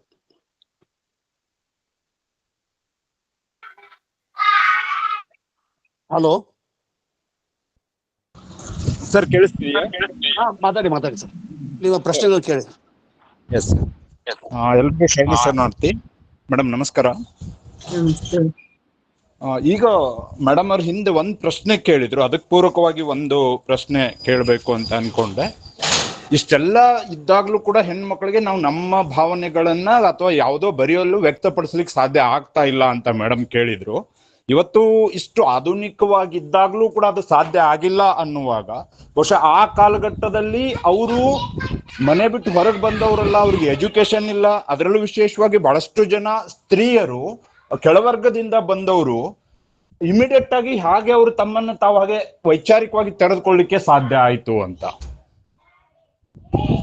ಇದಕ್ಕೊಂದು ಉತ್ತರ ಏನು ಅಂದ್ರೆ, ಹೆಣ್ಮಕ್ಳ ಪ್ರಯತ್ನ ಎಲ್ಲ ಕಾಲದಲ್ಲೂ ಜಾರಿಯಲ್ಲಿತ್ತು. ಅದರ ಪ್ರಮಾಣ ಸಣ್ಣದಿರ್ಬೋದು, ಅವ್ರು ಸೋತಿದ್ದೇ ಹೆಚ್ಚಿದ್ದಿರಬಹುದು, ಆದ್ರೆ ಒಳಗಿನಿಂದ ಅದು ಒಂದ್ ಪ್ರಾಸೆಸ್ ಇದ್ದೇ ಇತ್ತು. ಅದರಿಂದಲೇ ಯಾವಾಗ ಒಂದ್ ಸಣ್ಣ ಕಿಂಡಿ ಸಿಕ್ತೋ ಆ ಕಿಂಡಿಯನ್ನ ಒಂದ್ ದೊಡ್ಡ ಬಾಗ್ಲಾಗಿ ಮಾಡ್ಕೊಂಡ್ರು. ನಾನು ಯಾವಾಗ್ಲೂ 12ನೇ ಶತಮಾನನ ಒಂದು ಸ್ಫೋಟ ಅಂತ ಕರಿತೀನಿ. ಹೆಣ್ಮಕ್ಳ ಒಳಗಡೆನೆ ಅಷ್ಟು ಶತಮಾನಗಳಿಂದ ಆ ಭಾಷೆ, ಆ ಎಕ್ಸ್ಪ್ರೆಷನ್ನು, ಆ ವಿಚಾರಗಳು ಅವೆಲ್ಲ ಅವತ್ತು ಹುಟ್ಟಿ ಬೆಳೆದಿರೋಂಥದ್ದಲ್ಲ. ಅದು ಶತಮಾನಗಳಿಂದ, ಅದೆಷ್ಟೋ ತಲೆಮಾರುಗಳಿಂದ ಹೆಣ್ಮಕ್ಳು ಅದ್ರ ಬಗ್ಗೆ ಯೋಚನೆ ಮಾಡ್ತಾ ಮಾಡ್ತಾ ಮಾಡ್ತಾ ಮಾಡ್ತಾ ಇದ್ದಿದ್ಯಲ್ಲ, ಅದು ಕೊನೆಗೆ ಅಭಿವ್ಯಕ್ತಿಯನ್ನು ಪಡ್ಕೊಂಡಿದ್ದು 12ನೇ ಶತಮಾನದ ಮಹಿಳೆಯರಲ್ಲಿ. ಯಾವಾಗ ಅದು ಒಳಗಿನಿಂದ ಅದಮ್ಯವಾಗಿದ್ದು ದುರ್ದಮ್ಯವಾಗಿ ಅದು ಹಿಂಗೆ ಹೊರಗೆ ಸ್ಫೋಟಗೊಂಡಿದ್ಯೋ, ಹಾಗೆ ಸ್ಫೋಟಗೊಂಡಿದ್ದರ ತೀವ್ರತೆ, ಅದರ ಅನುಭವ, ಅದರ ಪ್ರಾಮಾಣಿಕತೆ, ಅದರ ಉತ್ಕಟತೆ ಇವೆಲ್ಲವೂ ಸೇರ್ಬಿಟ್ಟಿದೆ ಅಲ್ಲಿ. ಅದರಿಂದ ಅಲ್ಲಿ ಶಿಕ್ಷಣ, ಅವ್ರಿಗೆ ಏನು ಅಕ್ಷರಾಭ್ಯಾಸ ಇರ್ಲಿ, ಅದೆಲ್ಲಕ್ಕಿಂತ ಹೆಚ್ಚಾಗಿ ಮುಖ್ಯ ಆಗಿದ್ ಯಾವುದು ಅಂತಂದ್ರೆ, ಅವರು ತಮ್ಮ ಹಿಂದಿನ ಅದೆಷ್ಟೋ ತಲೆಮಾರುಗಳ ಪ್ರತಿನಿಧಿಗಳಾಗಿ ಆ ವಚನಗಳನ್ನ ಬರೆದಿದ್ದಾರೆ ಅನ್ನುವ ಕಾರಣಕ್ಕೆ. ಅದ್ ಅಕ್ಕ ಇರ್ಬೋದು, ನೀಲಮ್ಮ ಇದ್ದಿರ್ಬಹುದು, ಅದು ಅವ್ರದ್ದು ಮಾತ್ರನ ಅಂದ್ರೆ ಅದು ಅವ್ರದ್ದು ಹೌದು, ಅವ್ರದ್ದಲ್ದೆ ಬೇರೆಯವ್ರದ್ದು ಹೌದು ಅಲ್ವಾ. ಅದ್ರಿಂದಲೇ ಇವಾಗ ಸ್ಮೃತಿ ಕೋಶ ಅಂತ ಕರಿತೀವಲ್ವಾ ನಾವು, ಗಂಡ ಮನೆಗೆ ಒಡೆಯನೇ ಅಲ್ಲ, ಹೆಂಡತಿ ಮನೆಗೆ ಒಡೆತಿಯೇ ಅಲ್ಲ ಅಂತ ಅಕ್ಕ ಹೇಳ್ತಾ ಇರೋವಾಗ, ಅದು ಕೇವಲ ಅಕ್ಕನ ಮಾತ ಅಂದ್ರೆ ಅದು ಅಕ್ಕನದ್ದು ಹೌದು, ಅದ್ರ ಅಕ್ಕನದ್ದು ಮಾತ್ರ ಅಲ್ಲ ಅಂತ. ಓಕೆ, ಸೊ ಅದರಿಂದಲೇ ಅದೊಂದು ಚಿಕ್ಕ ಅವಕಾಶ ಇದೆಯಲ್ಲ, ದಟ್ ಇಸ್ ಸಮಥಿಂಗ್ ವಂಡರ್ಫುಲ್ ಅಂತ ಅನ್ಸುತ್ತೆ ನಂಗೆ. ಸರ್, ಕೊನೆಗೆ ಇನ್ನೊಬ್ಬರು ಮೇಡಮ್ ಇದ್ದಾರೆ, ಮೀನಾಕ್ಷಿ ಬಾಗಲಕೋಟೆ. ಮೀನಾಕ್ಷಿ ಬಾಗಲಕೋಟೆ ಕೇಳಿದ್ರಿ? ಓಂ ಶ್ರೀ ಗುರು ಬಸವಲಿಂಗಮ್ಮ. ಈಗ ಇವರು ಆಶಾ ಮೇಡಮ್ ಅವರು ಹೇಳಿದ್ದು ನಿಜವಾಗಿಯೂ ನನಗೆ ಬಹಳ ಆನಂದ ಅನಿಸ್ತು. ಅದು ಅನಿಸೋದು, ಭಕ್ತಿ ಮಾರ್ಗದಲ್ಲಿ ಗಂಡು ಮತ್ತು ಹೆಣ್ಣು ಇವು ಬೇರೆ ಬೇರೆ ಅನ್ನುವಂತ ಭಾವನೆಯಲ್ಲಿ ಬರುತ್ತೆ ಏನೋ ಅನ್ನುವಂತ ಒಂದು ಪ್ರಶ್ನೆ ನನಗಿದೆ. ಅದು ಅಲ್ಲದೆ ಅವರು ಇಲ್ಲಿ ದೈಹಿಕವಾಗಿಯ ಅಥವಾ ಆತ್ಮಿಕವಾಗಿಯೂ ನಾವು ವಿಚಾರ ಮಾಡ್ಬೇಕಾಗಿ ಅನ್ನುವಂತದನ್ನ ನನಗೆ ತಿಳಿಸ್ಕೊಡ್ಬೇಕು. ಭಕ್ತಿ ಮಾರ್ಗ ಹೇಳುತ್ತೆ ಏನಂದ್ರೆ, ಭಕ್ತಿಯಲ್ಲಿ ಗಂಡು ಹೆಣ್ಣು ಅನ್ನೋದಿಲ್ಲ ಅಂತ ಹೇಳುತ್ತೆ, ನಿಜ. ಆದ್ರೆ ವಚನಕಾರ್ತಿಯರು ಇಡೀ ಭಾರತದ ಭಕ್ತಿ ಯುಗದಲ್ಲಿ ಯಾಕೆ ಎಲ್ಲಿ ಭಿನ್ನ ಆಗ್ತಾರೆ ಅಂತಂದ್ರೆ, ಮಿಕ್ಕವರು ಅದನ್ನ ಹೌದು ಕೊನೆ ಪಕ್ಷ ಭಕ್ತಿನಲ್ಲಾದ್ರೂ ನಮ್ಗೆ ಹೆಣ್ಣು ಅನ್ನುವ ಕೀಳರಿಮೆಯನ್ನ ದಾಟ್ಕೊಳಕ್ ಆಗತ್ತೆ ಅಂತ ಅವರು ಯೋಚನೆ ಮಾಡಿದ್ರು. ಅದ್ರ ಜೊತೆನಲ್ಲಿ ಅವ್ರು ಹೊರಟೋದ್ರು ಆ ಪ್ರವಾಹದ ಜೊತೆನಲ್ಲಿ. ಅಂದ್ರೆ ತಾನುಂಟು ದೈವ ಉಂಟು, ಭಕ್ತೆ ಮತ್ತು ದೈವದ ನಡುವೆ ಯಾರು ಇಲ್ಲ, ಅಲ್ಲಿ ಲಿಂಗದ ಪ್ರಶ್ನೆ ಇಲ್ಲ, ಜಾತಿಯ ಪ್ರಶ್ನೆ ಇಲ್ಲ ಅಂತೆಲ್ಲಾನು. ಆದ್ರೆ ಶರಣಯ್ಯರು ಹಾಗ್ ಮಾಡ್ಲಿಲ್ಲ. ವಚನಕಾರ್ತಿಯರು ಮಾಡಿದ್ಯೇನನ್ನ ಅಂತಂದ್ರೆ, ಅವರು ಮಾತ್ರ ಮೊದಲು ದೈವದ ಪ್ರಶ್ನೆ ಆಮೇಲೆ ಭಕ್ತಿಯ ಪ್ರಶ್ನೆ ಆಮೇಲೆ ಮೊದಲು ಇಲ್ಲಿ ನಮ್ಮ ಸ್ಥಿತಿಗತಿಯ ಪ್ರಶ್ನೆ ಇಂಪಾರ್ಟೆಂಟ್ ಅಂತ ಅವ್ರು ಯೋಚನೆ ಮಾಡಿದ್ರು. ಓಕೆ, ಅವ್ರಿಗೆ ಈ ಭವದ ಪ್ರಶ್ನೆ ಬಗೆಹರಿದ ಮೇಲೆ ಅವರು ಅಲೌಕಿಕದ ಬಗ್ಗೆ ಯೋಚನೆ ಮಾಡಿದ್ರು. ಅಲ್ಲದೆ ಹೋಗಿದ್ರೆ ಅವರು ಇಂಥ ಇಷ್ಟೊಂದು ವಚನಗಳನ್ನ ಬರಿಬೇಕಾಗಿರ್ಲಿಲ್ಲ ಅಲ್ವಾ. ಎನ್ನ ಕಣ್ಣೊಳಗನ ಕಟ್ಟಿಗೆಯ ತಾನೇ ತೆಗೆಯಬೇಕು ಅಂತಂದ್ರೆ ಅವಳಿಗೆ ಇಲ್ಲಿನ ಪ್ರಶ್ನೆ ಮುಖ್ಯ. ನಮ್ಮಲ್ಲಿ, ನಮ್ಮ ಕುಟುಂಬದಲ್ಲಿ, ನಮ್ಮ ದಾಂಪತ್ಯದಲ್ಲಿ, ನಮ್ಮ ಸಮಾಜದಲ್ಲಿ ಹೆಣ್ಣಿನ ಸ್ಥಾನ, ಮಾನ, ಸ್ಥಿತಿ, ಗತಿ, ಅವಳ ಸವಾಲುಗಳೇ ಮೊದ್ಲು ಅದಕ್ಕೊಂದು ಉತ್ತರ ಕಂಡುಕೋಬೇಕಲ್ಲ.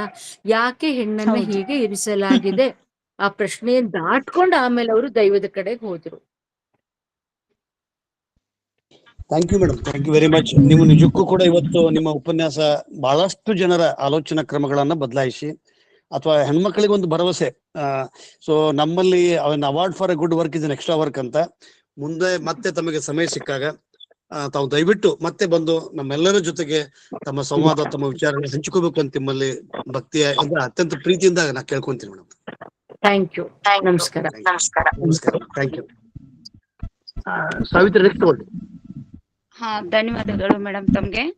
ಹೆಣ್ಣು ಯಾವ ಸನ್ನಿವೇಶವನ್ನಾದರೂ ಎದುರಿಸಬಲ್ಲಳು.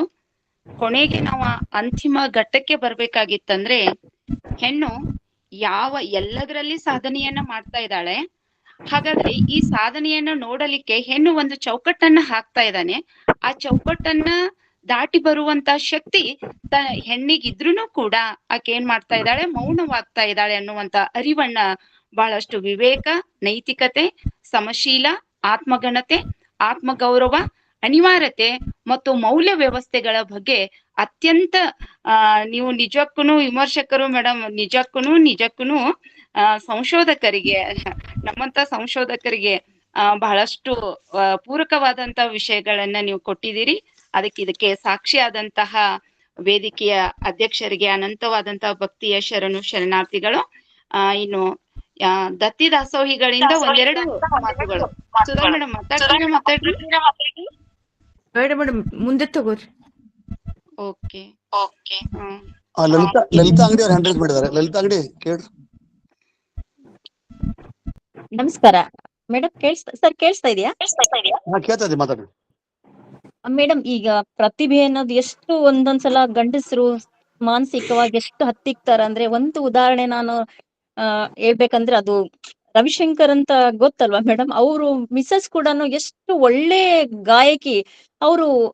ಅವ್ರಿಗೇನ ನಿರ್ಬಂಧ ಹಾಕಿದ್ರು ಆಡ್ಬಾರ್ದು ಅಂತೇಳಿ.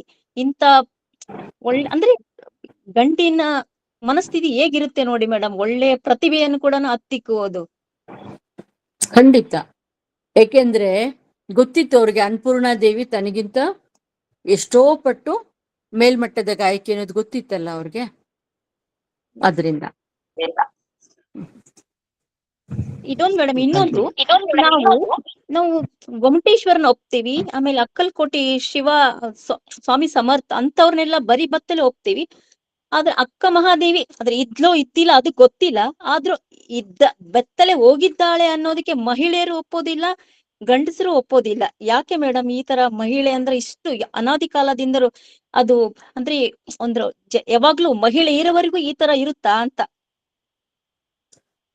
ಅಷ್ಟೊಂದು ನಿರಾಶಾವಾದಿಗಳಾಗದ್ ಬೇಡವೇನೋ. ನಾವು ಇದನ್ನಿನ್ನೂ ಫೈಟ್ ಮಾಡುವ, ಇದನ್ನ ಎದುರಿಸುವ, ಅವರನ್ನು ಬದಲಾಯಿಸ್ತಾ ನಾವು ಬದಲಾಗುವ ಇನ್ನೂ ಹಲವು ದಾರಿಗಳನ್ನ ಹುಡುಕ್ತಾನೆ ಇರ್ಬೇಕು ಅಂತ ಅನ್ಸುತ್ತೆ ನಂಗೆ. Thank you madam. ಯಾರು ಪ್ರಶ್ನೆಗಳು ಇಲ್ಲ ಅಂತಂದ ಮುಂದಿನ ಒಂದು ಘಟ್ಟಕ್ಕೆ ನಾನು ಬರ್ತಾ ಇದ್ದೇನೆ. ಕೊನೆಯದಾಗಿ ಯಾರಾದ್ರೂ ಪ್ರಶ್ನೆ ಇದ್ರೆ ಕೇಳ್ಬಹುದು. ಶರಣು ಸಮರ್ಪಣೆ Jagadevi Dandra madam. Okay madam, ಕೇಳಿಸುತ್ತೀರಿ? ನಾನು ಎಕ್ಸಿಟ್ ಆಗ್ಬೋದಾ? ಓಕೆ ಮೇಡಮ್, ಸರ್ ಕೇಳ್ರಿ. ಸರ್ವರಿಗೂ ಭಕ್ತಿಪೂರ್ವಕ ಶರಣು ಶರಣಾರ್ಥಿಗಳು. ಓಂ ಶ್ರೀ ಗುರು ಬಸವಲಿಂಗಾಯ ನಮಃ. ಪ್ರಣವಾರೂಢನು, ಪ್ರಣವ ಸ್ವರೂಪನು, ಪ್ರಣವ ಪ್ರಕೃತಿ ಸಂಜ್ಞನು, ಪ್ರಣವ ಷಡಂಗ ಸಮರಸ ನಮ್ಮ ಕೂಡಲ ಸಂಗಮ ದೇವರು ಎಂದು ಎಲ್ಲ ಬಸವಾದಿ ಶರಣರು ಸ್ಮರಿಸುತ್ತಾ ಇರುವ ಈ 2026 ಶರಣ ಮಾಸದ ಉಪನ್ಯಾಸ ಮಾಲಿಕೆ 9 ಬಸವ ಅಂತಾರಾಷ್ಟ್ರೀಯ ತಿಳುವಳಿಕೆ ಮತ್ತು ಸಂಶೋಧನಾ ಕೇಂದ್ರ ಪುಣೆಯ ವಚನ ಅಧ್ಯಯನ ವೇದಿಕೆ ಮತ್ತು ಅಕ್ಕನ ಅರಿವು ಬಳಗದ ಸಂಯುಕ್ತ ಆಶ್ರಯದಲ್ಲಿ ಶರಣೆ ಸುಧಾ ಪಾಟೀಲ್ ವಿಶ್ವಸ್ಥರು, ಬಸವ ತಿಳುವಳಿಕೆ ಮತ್ತು ಸಂಶೋಧನಾ ಕೇಂದ್ರ ಪುಣೆ, ಅವರ ತಂದೆಯವರಾದ ಲಿಂಗೈಕ್ಯ ಶ್ರೀ BM ಪಾಟೀಲ್ ಮತ್ತು ತಾಯಿಯವರಾದ ಲಿಂಗೈಕ್ಯ ಶ್ರೀಮತಿ ಅಕ್ಕ ಮಹಾದೇವಿ ಪಾಟೀಲ್ ಗದಗ್ ಅವರ ಸ್ಮರಣಾರ್ಥ ಶರಣ ಮಾಸದ ದತ್ತಿ ಉಪನ್ಯಾಸದ ನಿಮಿತ್ತ 20ರಂದು ಈ ವಿಶೇಷ ಉಪನ್ಯಾಸ ಹೆಣ್ಣು ರಕ್ಕಸಿಯಲ್ಲ ಎಂಬ ವಿಷಯದ ಉಪನ್ಯಾಸಕರು ಡಾಕ್ಟರ್ MS ಆಶಾದೇವಿ, ಪ್ರಾಧ್ಯಾಪಕರು, ಮಹಾರಾಣಿ ಕ್ಲಸ್ಟರ್ ವಿಶ್ವವಿದ್ಯಾಲಯ ಬೆಂಗಳೂರು, ಅತ್ಯುತ್ತಮವಾದ ಉಪನ್ಯಾಸ ನೀಡಿದಿರಿ ಮೇಡಮ್. ತಮಗೆ ಅನಂತ ಹೃತ್ಪೂರ್ವಕವಾದ ಧನ್ಯವಾದಗಳು ಮತ್ತು ಶರಣಾರ್ಥಿಗಳು. Thank you. ಮತ್ತು ದತ್ತಿ ದಾಸೋಹಿಗಳಾದ ಶರಣೆ ಸುಧಾ ಪಾಟೀಲ್ ವಿಶ್ವಸ್ಥರು, ಬಸವ ತಿಳುವಳಿಕೆ ಮತ್ತು ಸಂಶೋಧನಾ ಕೇಂದ್ರ ಪುಣೆ, ಅವರಿಗೂ ಭಕ್ತಿಪೂರ್ವಕ ವಂದನಾರ್ಪಣೆ ಮತ್ತು ಶರಣಾರ್ಥಿಗಳು. ವಚನ ಪ್ರಾರ್ಥನೆ ಗೈದಂಥ ಡಾಕ್ಟರ್ ಶೋಭಾ ಜಾಬಿನ್ ಅವರಿಗೂ, ವಚನ ಮಂಗಳ ಮಾಡಲಿರುವ ಶರಣೆ ಬನಶ್ರೀ ಹತ್ತಿ ಸಹೋದರಿಯರಿಗೂ ಇರುವರಿಗೂ ಧನ್ಯವಾದಗಳೊಂದಿಗೆ ಶರಣಾರ್ಥಿಗಳು ಹೇಳುವೆ. ಸ್ವಾಗತ, ಪರಿಚಯ ಹಾಗೂ ಪ್ರಾಸ್ತಾವಿಕ ನುಡಿಗಳನ್ನಾಡಿದ ಶರಣೆ ಲಲಿತಾ ಅಂಗಡಿ ಅವರಿಗೂ ಅತ್ಯಂತ ಅಚ್ಚುಕಟ್ಟಾಗಿ ಕಾರ್ಯಕ್ರಮದ ನಿರ್ವಹಣೆ ಮಾಡುತ್ತಿರುವಂತ ಡಾಕ್ಟರ್ ಸಾವಿತ್ರಿ ಕಮಲಾಪುರ್ ಅವರಿಗೂ ಇಬ್ಬರಿಗೂ ಧನ್ಯವಾದಗಳೊಂದಿಗೆ ಶರಣಾರ್ಥಿಗಳು. ಅತ್ಯಂತ ಮುಖ್ಯವಾದ ಘಟ್ಟವೆಂದ್ರೆ ನಮ್ಮೆಲ್ಲರ ರೂವಾರಿಗಳಾದ ಎಲ್ಲಾ ಸಂಘಟನೆಗಳ ಅಧ್ಯಕ್ಷರುಗಳಾದ ವೇದಿಕೆಯ ಬೆನ್ನೆಲುಬೆ ಆಗಿರುವಂತಹ ಸಹೋದರರಾದ ಡಾಕ್ಟರ್ ಶಶಿಕಾಂತ್ ಪಟ್ಟಣ್ ಸರ್ ಅವರಿಗೂ ಹೃತ್ಪೂರ್ವಕ ಧನ್ಯವಾದಗಳೊಂದಿಗೆ ಶರಣಾರ್ಥಿಗಳು ಸಲ್ಲಿಸುವೆ. ಮತ್ತು ಯಾವಾಗಲೂ ತಾಂತ್ರಿಕ ಸಹಾಯ ಮಾಡುತ್ತಿರುವಂತಹ ಡಾಕ್ಟರ್ ದಾನಮ್ಮ ಜಳಕಿ ಮೇಡಮ್ ಮತ್ತು ಡಾಕ್ಟರ್ ಜಯಶ್ರೀ ಪಟ್ಟಣ್ ಮೇಡಮ್ ಅವರಿಗೂ ಅನಂತ ಧನ್ಯವಾದಗಳು, ಶರಣಾರ್ಥಿಗಳು. ಸಂಘಟಕರಾದ ಪ್ರೊಫೆಸರ್ ಶಾರದಾ ಪಾಟೀಲ್, ಡಾಕ್ಟರ್ ಸರಸ್ವತಿ ಪಾಟೀಲ್, ಶರಣೆ ಗೌರಮ್ಮ ನಾಶಿ, ಶರಣೆ ಸುಧಾ ಪಾಟೀಲ್, ಡಾಕ್ಟರ್ ಶಾರದಾಮಣಿ ಹುಣಸಾಳ್ ಮೇಡಮ್ ಇವರೆಲ್ಲರಿಗೂ ಅನಂತ ಶರಣಾರ್ಥಿಗಳನ್ನು ಸಲ್ಲಿಸ್ತೇನೆ. ಸಂವಾದದಲ್ಲಿ ಭಾಗಿಯಾದ ಎಲ್ಲ ಶರಣ ತಂದೆ ತಾಯಿಗಳಿಗೂ ಕೂಡ ಅವರಿವರೆನ್ನದೆ ಎಲ್ಲರಿಗೂ ಭಕ್ತಿಪೂರ್ವಕ ಶರಣಾರ್ಥಿಗಳು ಸಲ್ಲಿಸುವೆ. ಈ ಅವಕಾಶಕ್ಕೆ ಧನ್ಯವಾದಗಳು ಮತ್ತು ಎಲ್ಲರಿಗೂ ಶರಣಾರ್ಥಿಗಳು. ಎಲ್ಲಿಯಾದರೂ ತಪ್ಪಾದರೆ ಕ್ಷಮೆ ಇರಲಿ. ಶರಣಾರ್ಥಿ. ಶರಣು ಸಮರ್ಪಣೆಯನ್ನ ಸಲ್ಲಿಸಿದಂತಹ ನಿಮಗೂ ಕೂಡ ಅನಂತವಾದಂತಹ ಶರಣಾರ್ಥಿಗಳು ಮೇಡಮ್. ಇನ್ನು ಕೊನೆಯ ಘಟ್ಟ ವಚನ ಮಂಗಳ ಶರಣೆ ಬನಶ್ರೀ ಹತ್ತಿಯವರಿಂದ. ಎಲ್ಲರಿಗೂ ಶರಣಾರ್ಥಿಗಳು.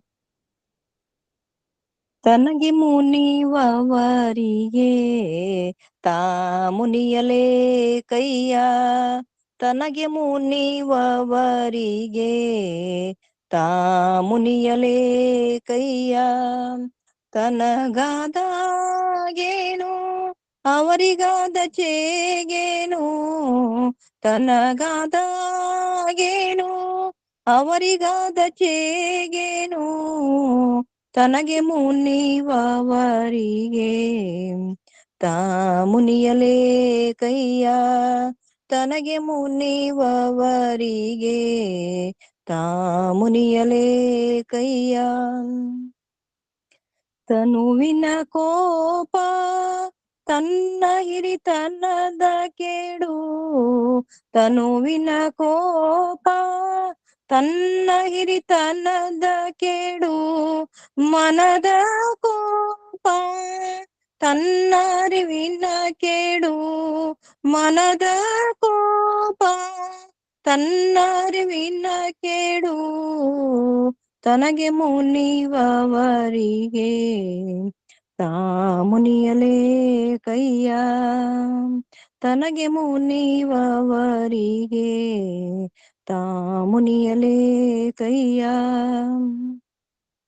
ಮನೆಯೊಳಗಣ್ಣ ಕಿಚ್ಚು ಮನೆಯ ಸುಟ್ಟಲ್ಲದೆ, ಮನೆಯೊಳಗಣ್ಣ ಕಿಚ್ಚು ಮನೆಯ ಸುಟ್ಟಲ್ಲದೆ, ನೆರೆ ಮನೆಯ ಸುಡುವುದೇ ಕೂಡಲ ಸಂಗಮ ದೇವಾ, ಕೂಡಲ ಸಂಗಮ ದೇವಾ, ಕೂಡಲ ಸಂಗಮ ದೇವಾ, ತನಗೆ ಮುನಿವವರಿಗೆ